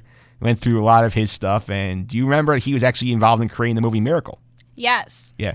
I figured that was an appropriate time since this weekend was the 40th anniversary of the Miracle on Ice game. That's crazy. 40? 40. Wow. I think it was actually Friday, or it was actually Saturday, I think, was the 40th anniversary of the game. And Ross told me a great story on this Holiday Special, which is episode 89, about the movie Miracle. So this is Ross Greenberg on Miracle. Well, it was fun. I mean, we got to interview, many of them, and just came up with some unbelievable stories. I mean, about Herb Brooks' speech in intermissions, about the classic scene in Miracle where Herb Brooks had them after a tie in Norway during the exhibition season leading up to the Olympics. He had them skate these Herbies, he called them, back and forth on the ice until they turned the lights off in the arena because they wanted to save money. And Herb just had them going at it for like a half an hour. Became one of the classic scenes in movie history when I made Miracle. You remember that scene? Yeah, I do. Yeah. It's such a good movie. Yeah. I always, when the Winter Olympics come around, I always try and get that movie and watch it. Yeah. Like every 4 years, I'll watch Miracle. Yeah.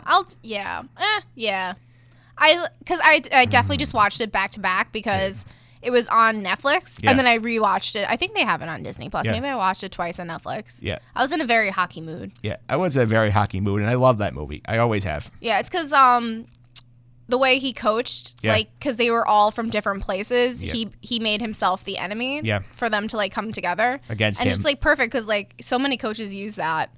It's a good motivational tactic. Exactly. I think it makes a lot of sense. Speaking of motivation, we're talking about, I know you mentioned in the past, back in your college days, you've been to a lot of Islander games. Oh, yeah. I went to a Islander Ranger game this year. Yeah. And was that the one the Islanders won, or was it the one the Rangers Oh, won? no, it's the one the Islanders won. And I was wearing a Ranger hat, and I was secretly I'm so proud. Yeah, so anyway, the Islanders last year made some news when John Tavares left. Yeah. And he went to Toronto. The Islander fans were not thrilled. And our hockey guy, Pete Considori, he's known to rant on things. I gave you a break from the Blue Jacket rants. I think I was played to death at this point.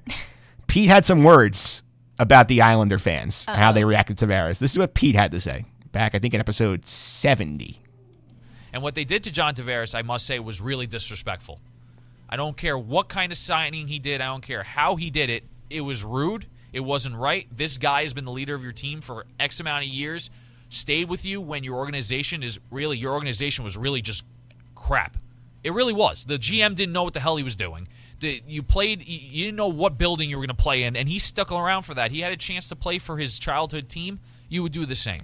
So I disagree with Islander fans when it comes to that. So where did you fall on the Islander fans versus Tavares thing? I mean, honestly, when it comes to players, I look at them as people. Yeah. So they're gonna do the thing that's best for them. Because honestly, you would think that you would want to do that. If that was your brother, if that was your nephew, your best friend, you would want them to do well for themselves. Exactly. You don't want them to stick around a sinking ship or a possible sinking ship. But everything is there for a reason. So you're Team Pete on this one. Yeah, definitely. Yeah. I mean, especially he made some great arguments. Yeah, because they were terrible when he was there. Oh yeah, I mean, what do you expect? You get beaten down. Yeah. And you stuck it out as long as you could. And now you say, you know what? I can go play for my childhood team. I can make a lot of money doing it. Like, why not? Exactly. And I don't begrudge him. I mean, you saw the photos of like the Islander fans with like the 91 Trader jerseys. Yeah, that's Long Islanders for you. Yeah, they were booing him during the tribute video. Like, they could not win, those Islander fans. No, they're a rough bunch. They're very loyal, and I'm sure they just secretly don't mind that he's gone. No, I'm just kidding. They're probably still pretty peeved off. They're pretty peeved off. They're gonna be bitter for a while. For forever. Yeah. For forever. Like, I wonder if he's ever gonna show his face in that building again after he retires. I hope he does. And I hope he takes that with stride. Yeah. With all the booze, that is. With all the booze. Might need some booze to counter the booze. Or maybe they'll throw him free booze. They could. And last but not least, we'll go with a little bit of pop culture here because that's become also a staple of this podcast. You and Jon Stanko are the two main contributors in that category. We should have a battle royale. Yeah. Well, episode 90 was a battle royale. A little bit. a little bit. There were points where Stanko called me after sitting back and watching the clash happening. I know. It was fun. Yeah. Speaking of the great Jon Stanko, who actually is coming up next, we are going to talk some Oscars and things, but Star was born this podcast. He came on, and after he made his big debut in Avengers, basically ran Schneiderhan off his segment. He was so on the ball. I feel so bad for Will. Yeah, Will's been on more than anybody else. I think he's okay with it. I know, but he could have had his shot at pop culture, and Stanko crushed him. Yeah, and Stanko, one of the things that's popular with him is he does movie reviews on here. Like, he'll give me a review of what's coming on. And last summer, he gave me his take on the X-Men movie Dark Phoenix. Uh-oh. I'm actually very excited to hear this clip. Yeah. This is Jon Stanko. Or rehear it. yeah, this is Jon Stanko on the Dark Phoenix. Okay, let's go to another one that you are not a big fan of, the Dark Phoenix. Should I get the clip ready again? Yes. Play it twice. Play it 3 times.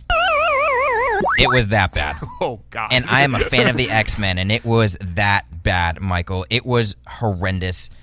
Dark Phoenix is by far the worst X-Men movie. Not even close. It's the worst movie I've seen yet this year, total, in all the movies I've seen from 2019. It's that bad. That's amazing. I mean, we've lived through X3. We lived through X-Men Origins Wolverine. So X-Men Origins Wolverine is the worst movie that I've seen. I've seen all the X-Men movies. It's my worst ranked one. I gave it a C-. Obviously, that says how much I'm a sucker for these X-Men movies and just the characters, that I genuinely like them and I have a bias toward them. I gave this movie a D, and that's me grading on that curve of just liking the characters. Yeah. This movie was dreadfully bad. I mean, even when he's like ripping something apart, he still puts a smile on your face. Because when he said the Dark Phoenix thing, he said something about like listening to what he had to say. So I had to go back and I listened to the entire thing, and I was just laughing the entire time. I'm like, I knew he hated it. Yeah. But he really hated it. He went in on that movie. He is not He pulling even called punches. you your first name. He is the only one on this podcast who ever call me Michael. He was that upset. Yeah. He said he will call me Michael if he does not like something. I figured this out. Yeah. And then he commanded you to play the sad, cruddy music. The Pac-Man dying sound. Yeah, exactly. When Stanko tells you something, you do it. That's what I find. Yes. Yeah. That's from experience, but I'll leave that off air. Last but not least, we were talking about a beloved character of ours, Forky. Oh, good old Forky. Yes. And I just rewatched that 2 days ago. Yeah, that movie holds up very well. Yeah. Yeah. And this actually came from the pop culture special when we were talking about Forky in Toy Story 4. And you play a prominent role in this clip. Oh, no, I hate the sound of my voice. Yeah, so this is us, the three of us, me, you, and Jon Stanko discussing Forky in the movie. The trash was the funniest sequence. Yeah. Probably the most pure laugh out loud sequence of the movie. Yeah, was trash. When I went to see I love seeing movies in drive-ins. It really I don't know, it just changes the whole game. Also, you can relax and I don't know. I don't have a movie theater where it reclines the seats. But literally when he said I'm trash, I'm I relate to you so much. And so does every 20-something-year-old person. Everyone feels like trash, and that's why people our age should still watch it. It's for characters like Forky. I 100% agree. You shut Stanko up on that one. I'm still trash, man. I mean, I've never heard him laugh that hard on a podcast. I know, because we are all trash. Yeah. That is why. It still holds true. I guess it was just 2 months ago. Yeah. And by the way, Forky asked a question on Disney Plus, the greatest idea they've had. I don't know. I love those things. They're okay. I don't know. I just have to limit myself to Forky. Yeah. Because then I feel like he's just overly Forky. Yeah, it's only 3 minutes at a time. I mean, those are fun. Yeah, definitely. Yeah. They picked a very good time for that one. Yeah. It's like the span of my attention, the length of my attention span. Yeah, they'll get you in, they'll get you out. You're good. Exactly. Yeah. Like one quick thought about it. Yep. All right, there we have it. That's the highlights of 100. If you disagree, Ooh, 100. 100. If you disagree, please at me. Let me know what you think should have been on the list. Sam, thanks for coming in and doing this. I really appreciate it. Thanks for having me. Before I let you go, how do you follow you on social media? Twitter @SDEROS5. And you got it right this time. I did. I'm getting more comfortable with my own Twitter handle. It's because I never promote myself. Yeah, I promote myself every week. It doesn't always work as well, but we'll see. I'm sure you do great. Yeah, I'm working on that. But up next, our final segment of the show. Just enjoy the show. The great Jon Stanko is coming in the studio right after this.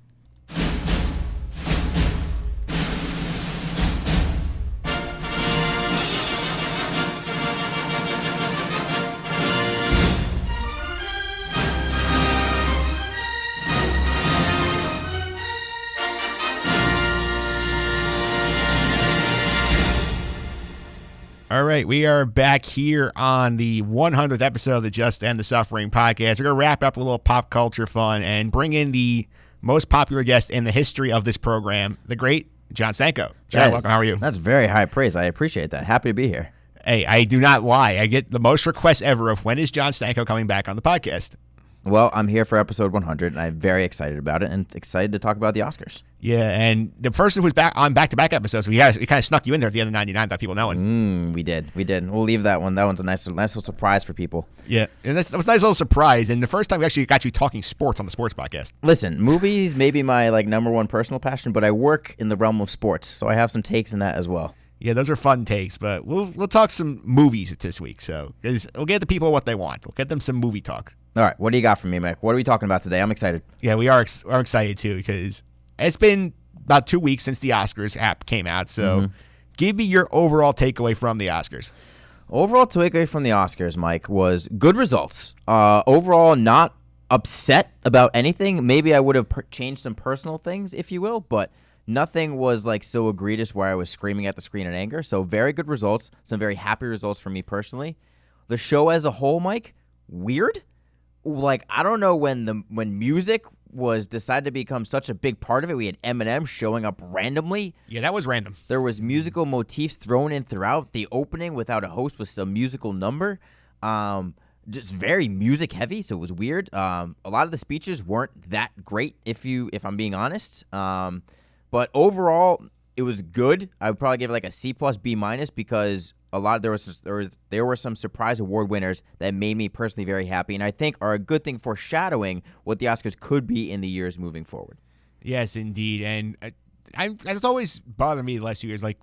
I don't know if it works without the host. I feel like the host is sort of needed to keep the whole thing narrative. Like you said, there were sort of points where it's does this make sense to me? I don't know where I'm supposed to be dropping music in. Sort of there's a lack of overall flow in my opinion. Yeah, I just don't. The first people they had up on stage were Steve Martin and Chris Rock doing jokes, which they're good at. Now, not all the jokes landed, which is fine. That's part of the writer's fault, and not every single joke is going to land. But why would you bring out two of the funniest people in the world and then just have them be out there for only 3 to 5 minutes, then take them away? I think last year the Oscars had no host, and it was kind of a revolutionary thing, and it was oh, this is kind of exciting, kind of flowed a little better. This year, I think it could have used it a little bit because it felt a little bit more all over the place. There was no natural cut line that kind of was the motif throughout the whole entire show. Yeah, the analogy I'll make for this one is a little nerdy. I'll give you this one, but it's sort of the reality show Survivor. I do. Yeah, I think maybe 5 or so years ago, they had a season where they brought back 10 of their former players with loved ones, where it was spouses, girlfriends. Everybody's oh, this is going to suck. It was not bad.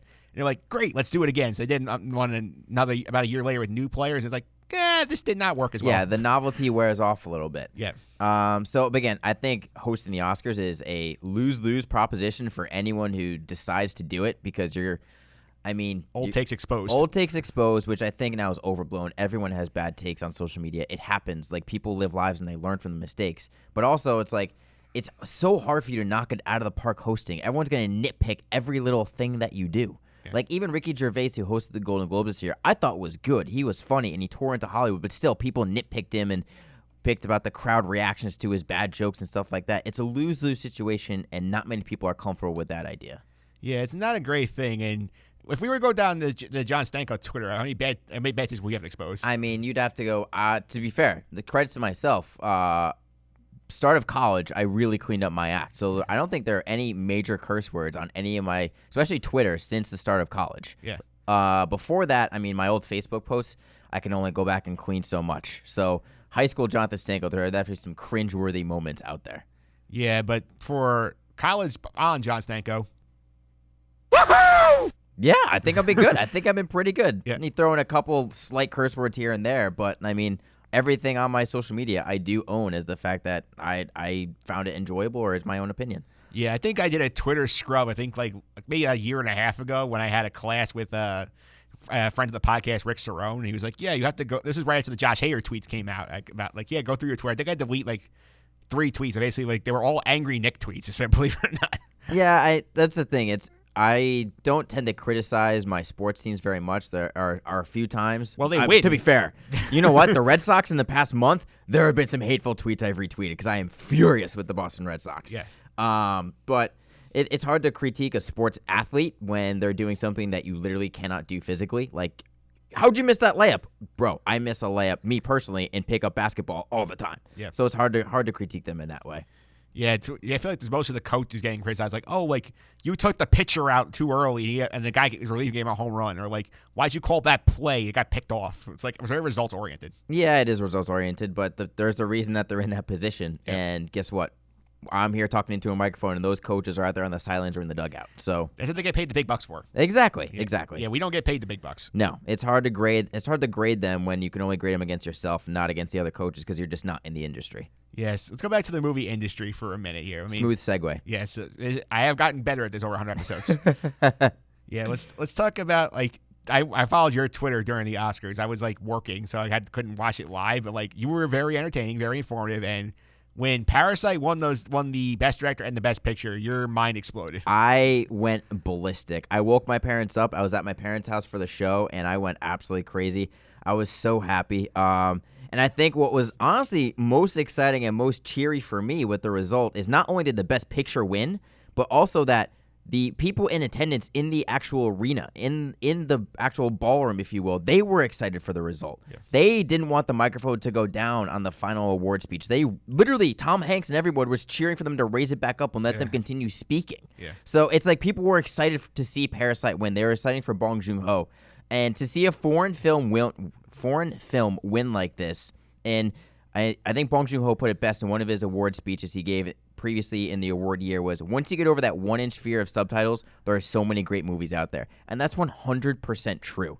And I think this is the start of a trend where we're seeing more original filmmakers and maybe the Oscars breaking away from their classic drama, wartime loving of giving the Best Picture to a movie like that. And this is a truly original idea, was truly a fantastic movie, and so happy for it. And the personality of Bong Joon-ho shone throughout the entire night. Yeah, and that movie has gotten such a huge tick in the theaters after it won. I mean, I've seen reports, people's like, oh, I saw the first time there was 5 people in the theater, now it's full. Yeah, that's the thing. Like I've had friends who'd be like, Stanko, should I see Parasite? And the answer is always yes. I've been pushing it since I saw the movie when it was first in theaters. Like everyone needs to see this movie because they ask you, like people ask me, what's it about? And I'm like, dude, I honestly can't tell you. Like, I'll ruin the movie for you. It's so many different things, and basically, it's a social satire that mixes in thriller, horror, comedy, and drama all into one, and you just never know what to expect. And like, I watched it with somebody who she doesn't even like that movie. She doesn't even like movies very much, and she's never seen a foreign movie, and she's like, that was one of the best movies I've ever seen. Yeah. It's crossing all barriers in that way, and it's so powerful in that way. Everyone should see Parasite because it's literally once in a lifetime type of movie.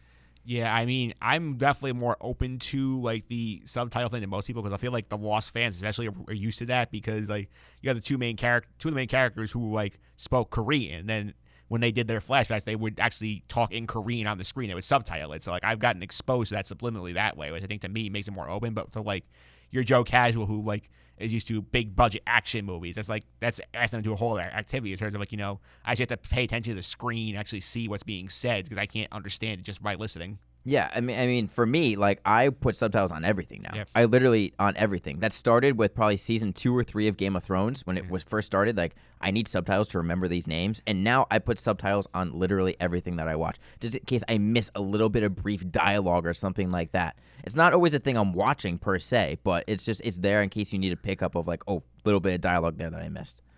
Yeah. So next to what I want to get to, thoughts on the best actor going to Joaquin Phoenix for Joker. You know what? It was as expected, right? And he cleared up every single award throughout the entire award season, and his performance in the movie Joker was very memorable. Again, I thought the movie was good. I didn't think the movie was great. My take on this is that I'm going to kind of steal a bit from Bill Simmons here. He has the 5-year rule about which performance or movie are you going to remember 5 years from now, which is like the post-Oscar award winner. And I really think in 5 years, we're going to look back on Leonardo DiCaprio's performance in Once Upon a Time in Hollywood and Adam Driver in Marriage Story and be like, those two might have been better. Though with that being said, Joker is still very good. Again, I'm not upset about him winning. I actually picked him to win in my personal awards because what he did with his body contorting really just stuck with me in that whole entire movie. But especially for like Leonardo DiCaprio and Once Upon a Time in Hollywood, I think in 5 years, a lot of people, including myself, may be revisiting our pick for this 2020 Oscars. Part of me also wondered if like there's sort of an our desire to crown like the new great Joker, because everybody remembers the Heath Ledger Joker, and that's one you said that definitely fits. Like 5 years later, you remember that performance after the Oscars. Like I wonder if there was a big rush sort of like say, oh, like Joaquin Phoenix did a great job with it. Let's give and he played a complex character. Let's give it to him. I do think that there's something to the fact that the Joker is a comic book based story, and to have a major actor in a major motion picture win an award for that is saying something about how maybe the industry is evolving to allowing those type of characters in more of the mainstream. I do think there's something to that. I also think there's something to the fact that Joaquin Phoenix has a great career and he hadn't won one yet. And now this was his crowning moment, crowning achievement for doing so. Like Leonardo DiCaprio had a few years ago with The Revenant. So there's all little bit of things that add up, but it's not upset that he won. He deserves to win because he was very, very good in the role. The three best performances this year were Phoenix, Driver, and DiCaprio. So it's tough. Though again, like most of the acting categories in the entire Oscars, it was very, very predictable who was going to win. Yeah, it was predictable for sure. And I want to Did you hear his speech? I did hear his speech. What happened? Like the first half of his speech was like coherent. The second half was like, are we shaming putting milk in coffee and like actually like enjoying like what is happening? I don't understand it. Yeah, he went off the racks. Yeah, this is literally was a perfect example of a good old. Yeah, one of those moments. It just went too long, and I think he lost his main point. And same with Renée Zellweger in her speech for Best Actress from Judy. She just kept on going and going, and it was like, all right, you need to start playing the music. Yeah, get them off the stage. Yeah. Honestly, Brad Pitt, who was the first major award winner of the night, he had the best speech of the night. It was short, succinct, to the point, beautiful, and done. Yeah, nice little mic drop moment going on top. Yeah, like it was fun. He was literally the first actor to win an award for Best Supporting Actor, and he probably had the best speech of the night for me. Yeah. Go back to Joaquin Phoenix a second. Like, I don't know how you feel about this, but like I remember back in I think like 05, 06 Oscars, like I remember I was upset when he did not win for Walk the Line. I thought he was great as Johnny Cash in that movie. I'm gonna be honest with you, I have not seen Walk the Line. Really? I have not seen it. I'm surprised. All the movies you've seen over 1,000 movies. I've seen over 2,000 movies, but I have not seen Walk the Line. Yeah, I highly recommend it. I mean, Reese Witherspoon won an Oscar for that movie for her role as June Carter. Like Joaquin Phoenix is great as Johnny Cash. Like that movie, I actually own that movie. Like, do you really? Okay. Like that's why I do not think you would have picked me as having owned is Walk the Line. No, it's more of definitely musical drama. It's not your cup of tea, I would say. But, I mean, listen, he's an absolutely unbelievable actor. There's no doubt about that whatsoever. So he deserves all the attention that he gets. Maybe many people said he should have won for The Master was the movie that he should have won for. But, listen, Joker's a very good movie. It was a very good performance. He deserved to win it. It was probably his time. We'll see if he has another role like this in the future. Yes, also shout out, I'm sure our friend Sam DeRosa was just on the last segment doing the clip show. I'm sure she was thrilled about the Joaquin Phoenix Joker win. Yeah, I mean, she loved the movie. She loved it more than I did, for sure. Yeah, that was a fun debate during our pop culture special. Listen, she was shocked I didn't love it. And I was just like, listen, it was good. It wasn't great. I think there's a difference. It's a great performance in a good movie. Yeah, I think that makes sense. Yeah. Yeah, so let's go to another great movie that didn't really take home much, 1917, which you had not seen the last time we talked. Give me your take on that. 1917 is the best visual movie of the year. It literally gave me goosebumps. I saw it twice in theaters. It literally gave me goosebumps each time I saw it when certain scenes popped up. Roger Deakins was the biggest lock of lock just to win Best Cinematography. It was not even close in that race. Well deserved. Well deserved. His second Oscar.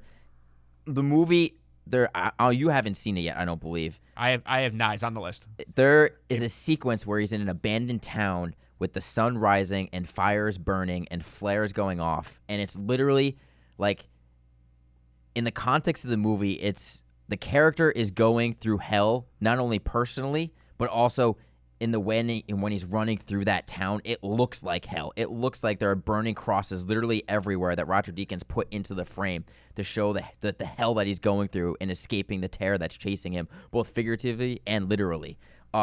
Unbelievable cinematography. Still have goosebumps. There are 3 or 4 moments where I literally got goosebumps watching the entire thing. Best visually looking movie. The story did leave a little bit too desired. I think it's a very fair point that on the second time watching it, when you're not as captivated by the visuals because it's not the first time seeing it, you kind of can pick apart the storylines a little bit differently, going, that's a little bit of a shortcut or something like that. But still, unbelievable movie. Probably my top 3 movies of the year in terms of enjoyability. So all credit deserved to 1917. Still won 3 Oscars. Didn't win as much as I thought it was going to, but still very, very well received. Better war movie, 1917 or Dunkirk? That's a great, great, great question. Ooh. Okay, you know what? I'm probably going to say Dunkirk because the story's tighter. The story is tighter, and while the visual aspects of 1917 are better, it's not like the visual aspects of Dunkirk are bad. Yeah. So I think the story of Dunkirk puts it together, and Nolan playing with the 3 different timelines and weaving that story together notches it just slightly, half a tick above 1917. And as far as the visual, 1917 is also made 4 years later. So like the technology's advanced since since Dunkirk was made. So that's the point of its favor. Yeah, it's that type of one-shot movie, if you will. And there are only 34 cuts in the movie. Yeah. So watching it, if you have any appreciation for how movies are made, you're literally just going, how is this happening? How are you doing this right now? Yeah.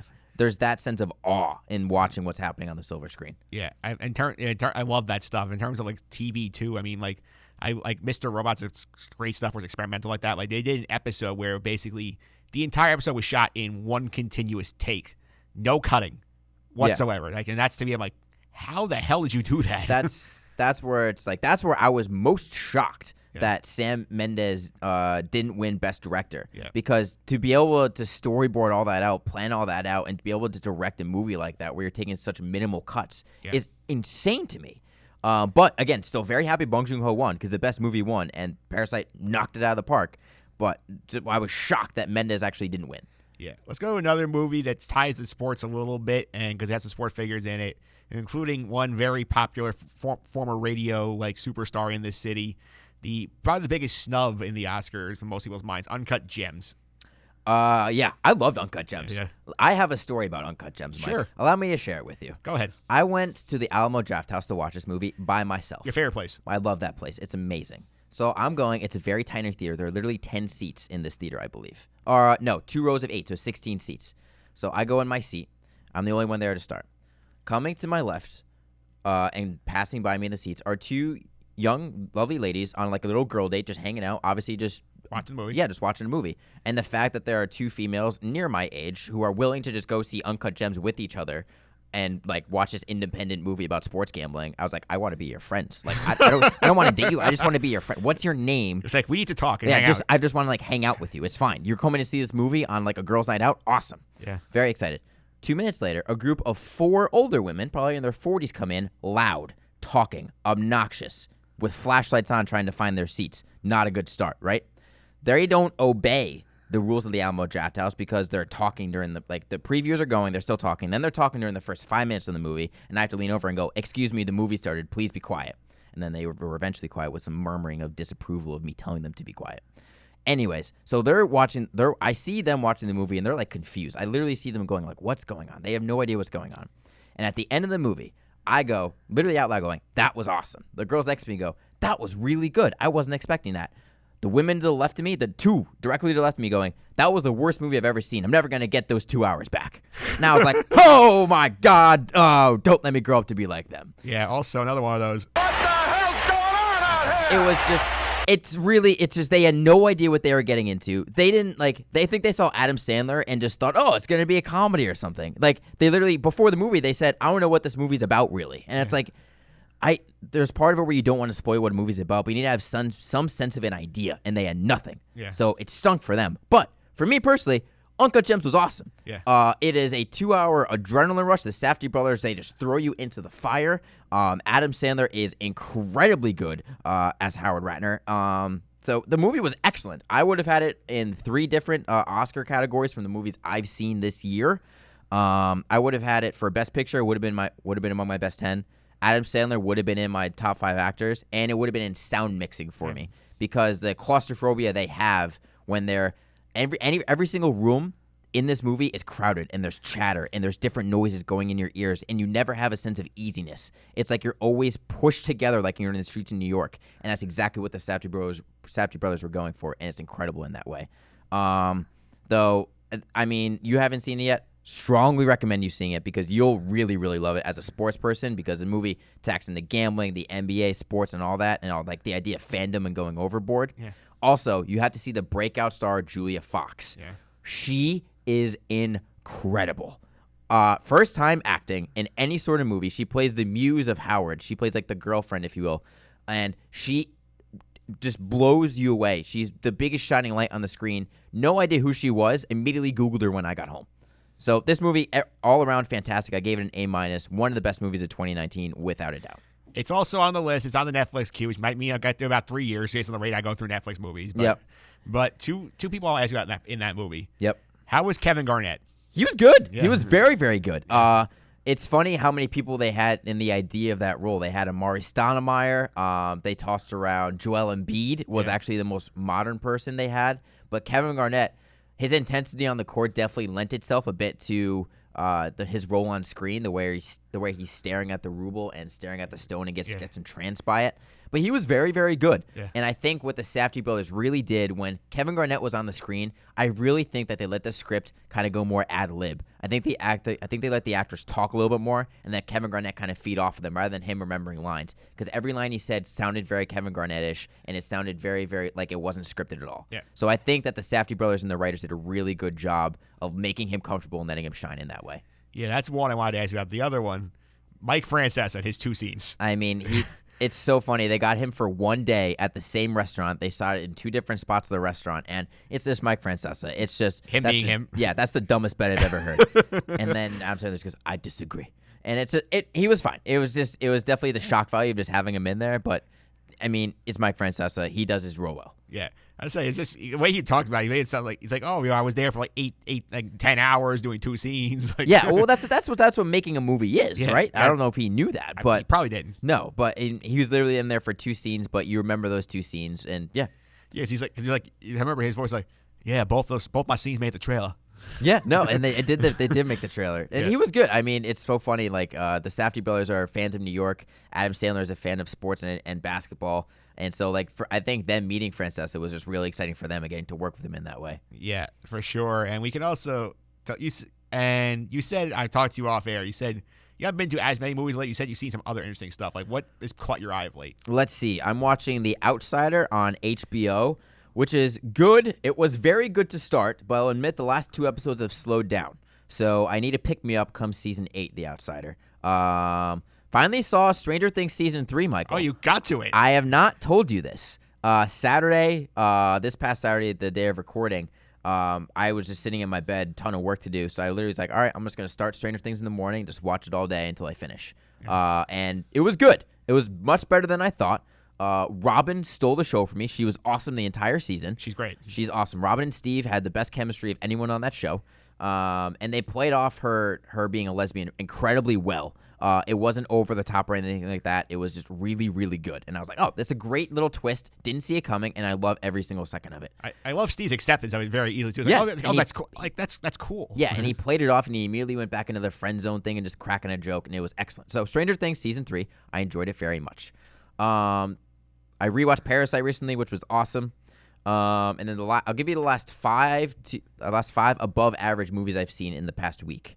I watched Aladdin, which was good. You did get the live action Aladdin. I did. I gave it a B+. It was good. I told you. I've been high on that movie. I know. Naomi Scott was really good. Will Smith was very good as the genie. And the movie was good. I gave it a B+. The only problem was Jafar. Yeah, Jafar wasn't very great, but again, I don't know if that's the actor's fault or if it's the way they wrote the character. I think it's more the writing. Yes, that's what I got out of it is I didn't have a lot to work with. Yeah, so that because they tried to make it more like cartoon mustache twirly. Yes, so I didn't necessarily like him as much, but the movie was good, much better than I thought.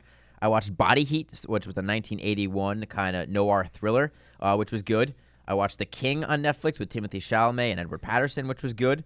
I watched a horror movie, The Lodge, at the Alamo Drafthouse, which was excellent, incredibly scary in a psychological way. Literally, when The Lodge ended and the credits were rolling, nobody talked for like 3 minutes. Yeah. Silence. The entire movie theater was like, whoa. Yeah. Like, it's heavy. Yeah. It weighs you down like an anchor. And then the fifth one I saw recently was a documentary on Netflix called Film Worker, which follows a very, very dedicated person in the movie industry who followed Stanley Kubrick for his entire career and basically rode his coattails. Not rode his coattails, but was his kind of... He's just like riding in his wake, basically. But, did everything for him. Yeah. Worked 19 hours a day to make sure Stanley Kubrick had every movie he wanted. Yeah. So it was just a very good movie documentary if you like watching movies about the movie industry, if you will. Yeah, that's fun. The Aladdin thing, I'll point out. I will say, do you agree with my take now that the live action trio this year was from 19 of Disney was the best? Well, they have put out 3 this year. They never put out more than 2 in a year, did they? Well, last year was Dumbo, Lion King, and that. Yeah, I haven't seen Dumbo because I just have no desire to see Dumbo. But I still think my take of it being better than Lion King stands. Yes, I would say Aladdin is a better movie than The Lion King. Yes, I would say that. All right, so just for fun, got that in on you guys. There you go.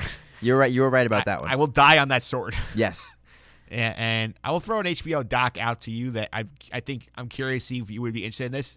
Have you heard of the documentary McMillions? Yes, I'm actually watching that. Oh my god, I didn't put that on my list. Yeah, McDonald's fraud thing. Yeah, because I was a big I used to be a big McDonald's Monopoly guy back in the day, and then I heard something like, this is insane. It's bonkers. Yeah. I think it really helps that they have some characters that they interviewed for the documentary. Yeah. Some of the FBI agents are just, they're straight out of like a sitcom, it seems like. Yeah, like I'm living and dying with this one. I love this one. Yeah, it's 2 episodes, right? At the point of recording, 2 episodes? 2 episodes at the point of recording. So there's still another 4, and I'm excited to see who else they find along the way here. Yeah, it is really good, actually. Yeah. I didn't include it on my list, but I have seen that. It is very, very good. Yeah, I've been watching that. I've been watching Curb Your Enthusiasm. The current season's been just bonkers off the wall funny with some stuff. I mean, they have 3 storylines going on right now, which is basically Larry David gets Me Too'd. Mm-hmm. Okay. Larry David opens a spiked coffee shop to take down another coffee shop owner. I kind of like that. And the third one is Larry attempting to get back his ex-wife. So those 3 things I've been gesticulating through the whole season. At time of recording, there have been 5 episodes that have aired. I did the premiere with Martino Puccio. Like, we were both agreeing episode 5 has been the best since the premiere. All right, well, there you go. That's pretty good. It's been pretty good. I've never seen the show. I know that is terrible. Like, have you seen Seinfeld? That'd be my question first. I have seen Seinfeld. Not every episode, but I used to watch it when it was like on reruns. If you like Seinfeld, you should go on to Curb. It's probably gonna be one of those things. It's like the raunchier version of Seinfeld. I'm probably gonna eventually watch it years from now when it's all out and just binge it over a summer break. That's probably what's gonna happen. Yeah, because it does hold up pretty well on the binge. Yeah. Yeah, that's one thing. And what other movies are you looking forward to in the coming months? I'll start off with a TV show first, actually. I'll give you a TV show first. Amazon Prime, Hunters, starring Al Pacino. Yeah. They got Al Pacino on an Amazon Prime show? They do. It's his first television show, and it's about a group of Nazi killers. So count me in with Al Pacino acting crazy and a bunch of goofy Nazi killers in I think it's going to be a lot like, oh my God, what's the other Amazon show with the superheroes? And I'm blanking on its name. Oh, this is gonna be really bad. I'm gonna remember it at a later segment and date, but I'm gonna look it up. When we come back on here in a couple of months, you'll just shout out what the title was. This is gonna bother me. Yeah. Is it The Good Boys on Amazon Prime? I don't know. I know the Netflix one's The Umbrella Academy. That's not it. Is it? Nope. All right. I'm gonna remember it eventually. I'm gonna look it up, so it'll be fine. But anyways, I'm looking forward to Hunters on Amazon Prime. And then movies, I do want to see Birds of Prey, even though it had a lackluster financial opening weekend, but it still got pretty decent reviews. I mean, did you like the fact they had to rename the movie to try and get it to No, sell more? I don't like that, but I understand why they did it because it made so much less money than they thought. Yeah. Like, absurdly less money. I do want to see The Hunt, which is a new movie coming out, which is supposed to come out last year, but they postponed it due to the political climate, and now it's coming out in March. Yeah. The Way Back, Ben Affleck's basketball movie. I'm a sucker for a dramatic sports movie, so I'll go see that. A Quiet Place Part 2, because I love the first one. And the last one coming out in March I'm really excited for is a new A24 adventure called St. Maud. Yeah. Those are the 5 I'm most looking forward to. Yeah, obviously down the line, Tenet. Oh, well, yeah. I only for like next couple of weeks. Yeah, so. I literally only went through March because I could list off 20 things that if I wanted to. But I'd say for me, Tenet is at the top of the list with a bullet, number one for me. With a bullet, number one? Yeah. I mean, I'm very, very excited for it. And the trailer that came out for it was very good. It's called The Boys. The Amazon Prime show is called The Boys. So he got it. The Boys. It was The Hunters has the same vibe as The Boys, and I love The Boys. Yeah. So that's why I'm excited for it. All right, I finally got it. Yeah, and when you say Al Pacino got it, it kind of reminded me like when we heard that Anthony Hopkins was doing Westworld. Like, oh wow, we got Anthony Hopkins on Exactly. TV. Yeah, so it's just like you get that shock value a little bit. You had me intrigued. So definitely going to give Hunters a shot. I think it comes out last week of February. So February 21st, I think, is when it comes out. Speaking of Westworld, you interested in season 3? It's coming soon. I am interested in season 3, but I'm very, very tepid. I'm very tepid on it. I really think if I don't like the first couple episodes, I'm not out, but I'm not gonna watch it weekly. Like I'll like maybe let like some build up and then watch it if I'm like again home working on a Saturday. I'll just throw it on. Yeah, you might like let like 3 build up in a row. So you know, I'll just watch 3 in a row and see what happens. It used to be a sit down and watch it on Sunday night or early Monday to make sure I'm like up to date. Yeah. But if the first 2 episodes aren't good, I'm gonna take the more deliberate approach. Yeah, I'm intrigued by it. I will stick. I'll ride it out. I'm gonna see what happens with them because I believe in Nolan and Lisa Joy on that and their showrunners. I think they know they got off the track a little bit in season 2. I think they'll get back on. Right. They took the extra year off. In between seasons. Yeah, so they took a little more time to refocus the story, I think. So hopefully that will carry over. Yes, and there will be tons of Reddit deep dives and podcasts trying to explain everything that possibly happens in that show. Yeah, I mean, that's why I'm scared of doing a Westworld podcast because it's just too much. No, you're literally not going to be able to understand everything. It's impossible. Because, I mean, you have to walk into Westworld a baseline understanding before you even podcast about it. Yeah, no, it's just you be reading other people's deep dive thoughts and Reddit thoughts, and that's a show it's really hard to come up with your own ideas about because you're always fishing what's the idea that the showrunners are trying to put out there. Yeah. You know what I mean? It's not like watching where we came on the ground floor and we came in with everybody else and we're sort of picking things up as we went. Yeah, it's very, very different. Yeah. And are you happy with the decision HBO made about Watchmen to have it be a one and done as long as Lindelof doesn't want to do it? Yes, 100% happy with that decision because it could not have ended any better. Yeah. So happy. Nothing is going to take away from the excellence that was the Watchmen limited series on HBO. One of the best television series I've seen in years. Agreed. And now we'll hit the fun part of the podcast. Like at the top of the show, I let Will Schneiderhan turn the tables here and run the show for a little bit. I have seen the Sonic movie. You have not. So I'm going to give you the chance to give you a little brief AMA about this movie. So I'm going to put the spoiler warning up first.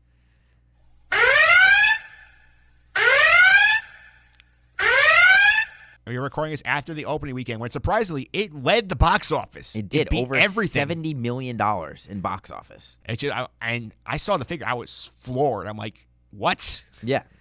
And like the thing, we talked about this off air. When I saw you on Friday when it came out. I'm like, this is actually in the 60s on Rotten Tomatoes. And I've been dunking on this movie in the podcast about like 6 months. And to be fair, I've been joining you on that. Yeah. I didn't think it was going to be good, but so I guess first your overall thoughts walking out of the movie theater. First of all, how crowded was the movie theater you went to? Like, were there people actually there seeing it? And your thoughts immediately upon walking out the theater. Well, I went on the Sunday matinee. It was about half full. All right, that's not bad for a Sunday matinee, I suppose. Yeah, Sunday matinee, 12:30 in the afternoon on a pretty nice weather day. That's okay. For February. That's a solid crowd. There's a good mix of kids, and I walked in with very, very, very low expectations. I'm like, okay, like I hope it might be better because I'm a Sonic fan. Mm-hmm. I played all the games as a kid, and like I walked out of there. I'm like, you know what? This was actually fun. I did enjoy this quite a bit.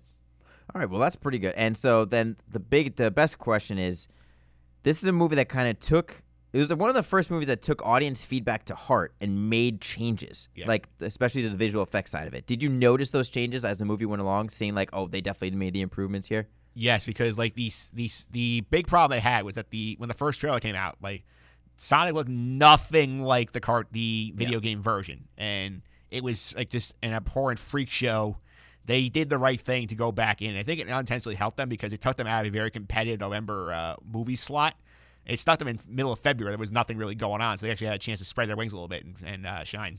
Yeah, so speaking of spreading wings, this seems like a movie where Jim Carrey can spread his arms and just kind of go full comedy, crazy voice, crazy acting sort of thing. Did he take full advantage of that? Oh, my God, yes. He went over the top? Vintage Jim Carrey, even with the physical comedy coming back into the fold. Like, there is one sequence where, like, he's, like, busy doing his, like bad guy plotting. He's basically hamming it up. He's doing full-on, like, movements, dancing, all the crazy stuff. I'm like, this is the Jim Carrey I remember from, like, when I was a kid. Like the Ace Ventura type of days where just everything was over the top? Completely over the top. And it was just, like, so, like, perfect. I mean, he got better as the movie went on. All right, so that is good. Yeah. And then, so my last one for you is, where does it rank amongst the recent video game kind of adaptation movies that have come out in the past couple of years? Well, the video game adaptation movie is a very low bar to clear, as you are well aware. Very true. I put it ahead of Detective Pikachu. Really? Yes. Okay. Because, like, Detective Pikachu's story was a bit weird at points. And this movie, the story was good. Like, they gave you, like, you did not need to be a Sonic fan to go into this and like it. Like, they gave you plenty of Easter eggs if you're, like, a longtime fan like I am. Like, there's plenty of, like, visual, like, things that you don't need to know to enjoy the movie. They did the scene, like, they got his humor perfectly great. The pairing with him and James Marsden as the main character was actually great. There is one great sequence where they actually get into, like, a full-out brawl in a dive bar. It's actually hysterical. Okay. And they actually do make good use of as an X-Men guy. Yes. You remember the Quicksilver, like, slow-mo? Yeah, the slow-mo, yeah. They do 2 of those with Sonic in the movie, and they work great. Okay. All right, that intrigues me because that was arguably the best part of the newest X-Men movie franchise. Yeah, one of the guys, like, in terms of this, like, one of the sequence in the dive bar is one of the slow-mo sequences, and it's, like, fantastic. It takes, like, a solid 2-3 minutes, then, like, just causing mayhem while everybody else is in slow-mo. Is the movie self-aware of what it is? Yes. Okay, so it doesn't take itself too seriously it's or like, something like that. Yeah, it does take itself seriously. Like, the Marvel toys where the characters are kind of like, like, what are we doing here? We're talking to an alien hedgehog. Yeah, okay. As long as the movie is self-aware, that automatically boosts up a little bit if it doesn't take itself too seriously. Yeah. I've heard that Jim Carrey is very good in it. I've heard great. he's not like award-winning worthy good, but like just very, very entertaining for the part that he plays. Yes. My only worry about it is story-related. How do you make a movie story out of the Sonic video games? That is the only thing. That's the only major concern I have left of it now. After everyone's saying it's decent, I'm just not sure I'm going to be able to buy into a storyline like that. Yeah, well, basically the premise is, like, basically he starts off, like, in this alien world. Like, he's, like, as a kid, he gets, like, sent to Earth, basically, for some reason. And then, like, he has to live in isolation on Earth. So, like, there's a lot of it's, like, oh, like, I'm by myself. I'm sort of, like, not... He's, like, sort of his quest to, like, find, like, friendship and, like... Yeah, find acceptance in this world. That's why we get the great, like, odd pairing of, like... There's a great bit for, like, a solid part of the movie because James Marsden's character is a cop. Like, he doesn't know his name for a little bit, so he just starts calling him Donut Lord for the first half of the movie. Okay. Yeah. All right. Well, listen, I'm probably going to eventually see it. I don't know if it's going to be in theaters or on streaming. You can get away with it on the stream. You don't need to go see theaters. Don't need to go see it in theaters. But it's fun. That's the best. If it's fun, that's good. It's right? fun. That as long as it clears that bar, it's like, okay, it's not like so abhorrently bad where it's not even fun anymore. Yeah. So that's actually a very ringing endorsement that it's just fun. The time will pass well, and you're not wasting time watching. Yeah, it's a crisp 90 minutes. You get in and out, which is nice. That's good. It's not too long. Excellent. I love that. And it's like Sonic itself. It's like the one thing you need to go going is that he's fast, and they make good use of the speed throughout the movie. All right. Well, listen, I'm going to check it out. So I'm glad you were able to check it out this weekend. I know you're looking forward to it. Yeah, I was like, I've been dunking on it. I was like, I had to get the opportunity to, like, win me over. You were looking forward to it. I was looking forward to ripping it to shreds. Exactly. Not only because you're a fan of Sonic, but because you'd have something to talk about after the fact. But you're surprised that it's in a positive light. I'm very shocked it's a positive light. I was sitting there going, like, okay, like, I'm expecting this to be absolutely horrible. I've seen, like, enough bad movies in my lifetime. I mean, like, I did not expect to be giving Sonic a higher movie grade than The Rise of Skywalker. That, you know what? That's very true. If you predicted this out, like, at the beginning of 2019, going, which movie's going to have a higher rating at the end of the year, you never would have said that. No, like Star Wars will make $1 billion, but Sonic's a better movie. Listen, Sonic got $70 million opening weekend at the box office. I'm pretty sure that's higher than Birds of Prey got with Margot Robbie. That's a success. It also topped Detective Pikachu's by opening, so it is the highest rated How video is game. Sonic this freaking popular? The movie's fun. It's the first real kid movie of the year also, because there hasn't really been anything since Star Wars. That's a good point. That's a good point. Because, like, what are you taking your kids to? You're not taking your kid to Birds of Prey. There's, like, all R-rated movies out. That's a good point. I didn't necessarily make that connection, but that's a very good point. The first kind of kids movie of the year, because Onward isn't out yet from Pixar. So no, it's that's gonna, a good point. It's going to have that. It's going to have little legs. There will definitely be a sequel if it keeps going at this rate. All right. Well, hopefully they can get the actors back on board. They should be back on board. They had a mid-credit scene like typical, like every movie does now. Yeah, of course, every movie does. It's a tease. Even Stranger Things did. Yeah, and Stranger Things season 4, they had a teaser just dropped 2 days ago. I did. I saw. That's what actually prompted me to see season 3. I knew about the spoiler already, so I wasn't like, yeah. sort of thing. But Yeah. I was like, all right, I should. If I have a free day now, I'll just bang it out. Yeah. So here's the spoiler. Hopper did not die as we theorized. Shocking. Yeah. I predicted at the time with Pete when we talked about the season, like, yeah, he probably just hopped in the portal and ended up in Russia somehow. I'm gonna be honest. I don't like it personally. Because it takes away from the stakes. What made season 3 so good is that they actually added in some stakes. Like, people died, people got hurt, emotions got hurt, and I was like, oh my god, like, real things are happening to these kids now, and it's actually like having an impact. Yeah. But the fact that they kind of brought him back undoes some of that for me. Not a huge fan. I don't think they can have season 4 take place in Hawkins. I think they have to move somewhere else. I think they are moving somewhere else. They did split the characters up. They said that Live is going to be outside of Hawkins. Good. I think that's the proper decision to make, but I understand you cannot make the show without Hopper. Yeah. He was the main focal point of season 3. He's an awesome character overall. Huge fan. I understand it's really tough to make the show without him, but with that being said, I'm still kind of upset he's coming back alive because it takes away from part of the impact that was season 3, even though it was inevitable. Yeah, I mean, I theorized with Pete too. We talked about Stranger Things. Who was here? Was actually here last week talking hockey, but like we talked about this at Pete. I said, you know what? Comic book rules. No body. They can bring him back. Exactly. It's 100% true. Yeah. That's 100% true. That's why Captain America's Winter Soldier worked the best, because they actually broke comic rules. They showed you the dead body, and then they brought him back later. That's true. I mean, I still think that they need to have somebody die at the end of Stranger Things to have like an impact. Like they would never do this, but if like they killed off like Elle at the end, she like sacrifices herself. That'd be like, oh, you would have fans revolting and crying out of anger. But it'd be a huge twist and a huge like gut punch. It ruins also my big point about Susie having a body count, because that was one of my big takeaways from the series. Like, yeah, Susie is responsible for several murders because she's not only responsible for one murder, she's responsible for Billy's death. Billy's death. Remind me about that. Billy's possessed by the mind flayer, by the See, goo but monster. is that a death? Is that Susie's death, like, strictly? Well, because Susie waited to give Dustin the password because she was mad at him instead of giving it to him right away. That delay causes Hopper not be able to push the button on time, getting knocked out by the Russian. So that sets the whole end of the thing up, because it's not 3 minutes. They turn the keys. All right. I get you. Okay. So Susie still has a body count. She still has a body count. Not as big as the one she had, but no. All right, John. I think I think we need to wrap this up. Thanks again for taking the time to No, happy to. On episode 100. I really appreciate it. And before I let you go, how do people follow you on social media to get more of these awesome takes? You could follow me on Twitter at jstanko99, or you could follow my blog at stankosstance.wordpress.com. All right. Thank you very much, sir. Thank you, Mike. All right, and that will do it for this week's show. I want to thank our guests. First up, Damon Amendolara from CBS Sports Radio. I also want to thank the unofficial co-host of this podcast, Will Schneiderhan, for taking the reins at the top of the show, hosting it, that opening tip, talking some football. I also want to thank our pop culture correspondent, Sam DeRosa, for hopping by the studio today to take a look back at some of the more interesting moments from this podcast run. And I also want to thank, of course, the great Jon Stanko for spending 40 minutes talking about movies, pop culture, all that good stuff at the end of the show.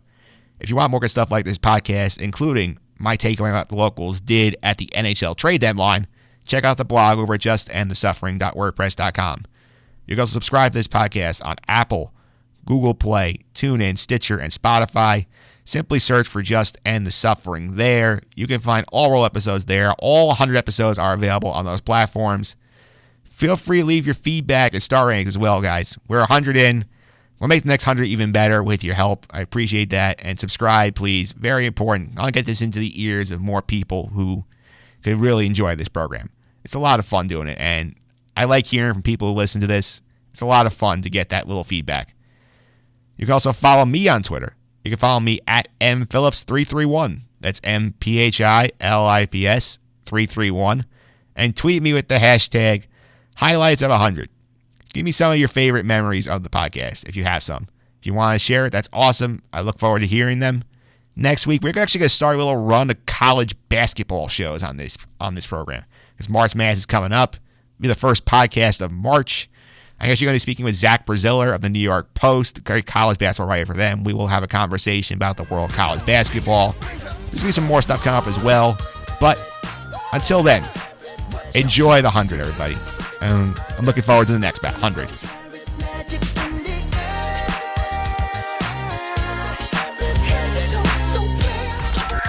This has been the Just End the Suffering podcast. I'm out.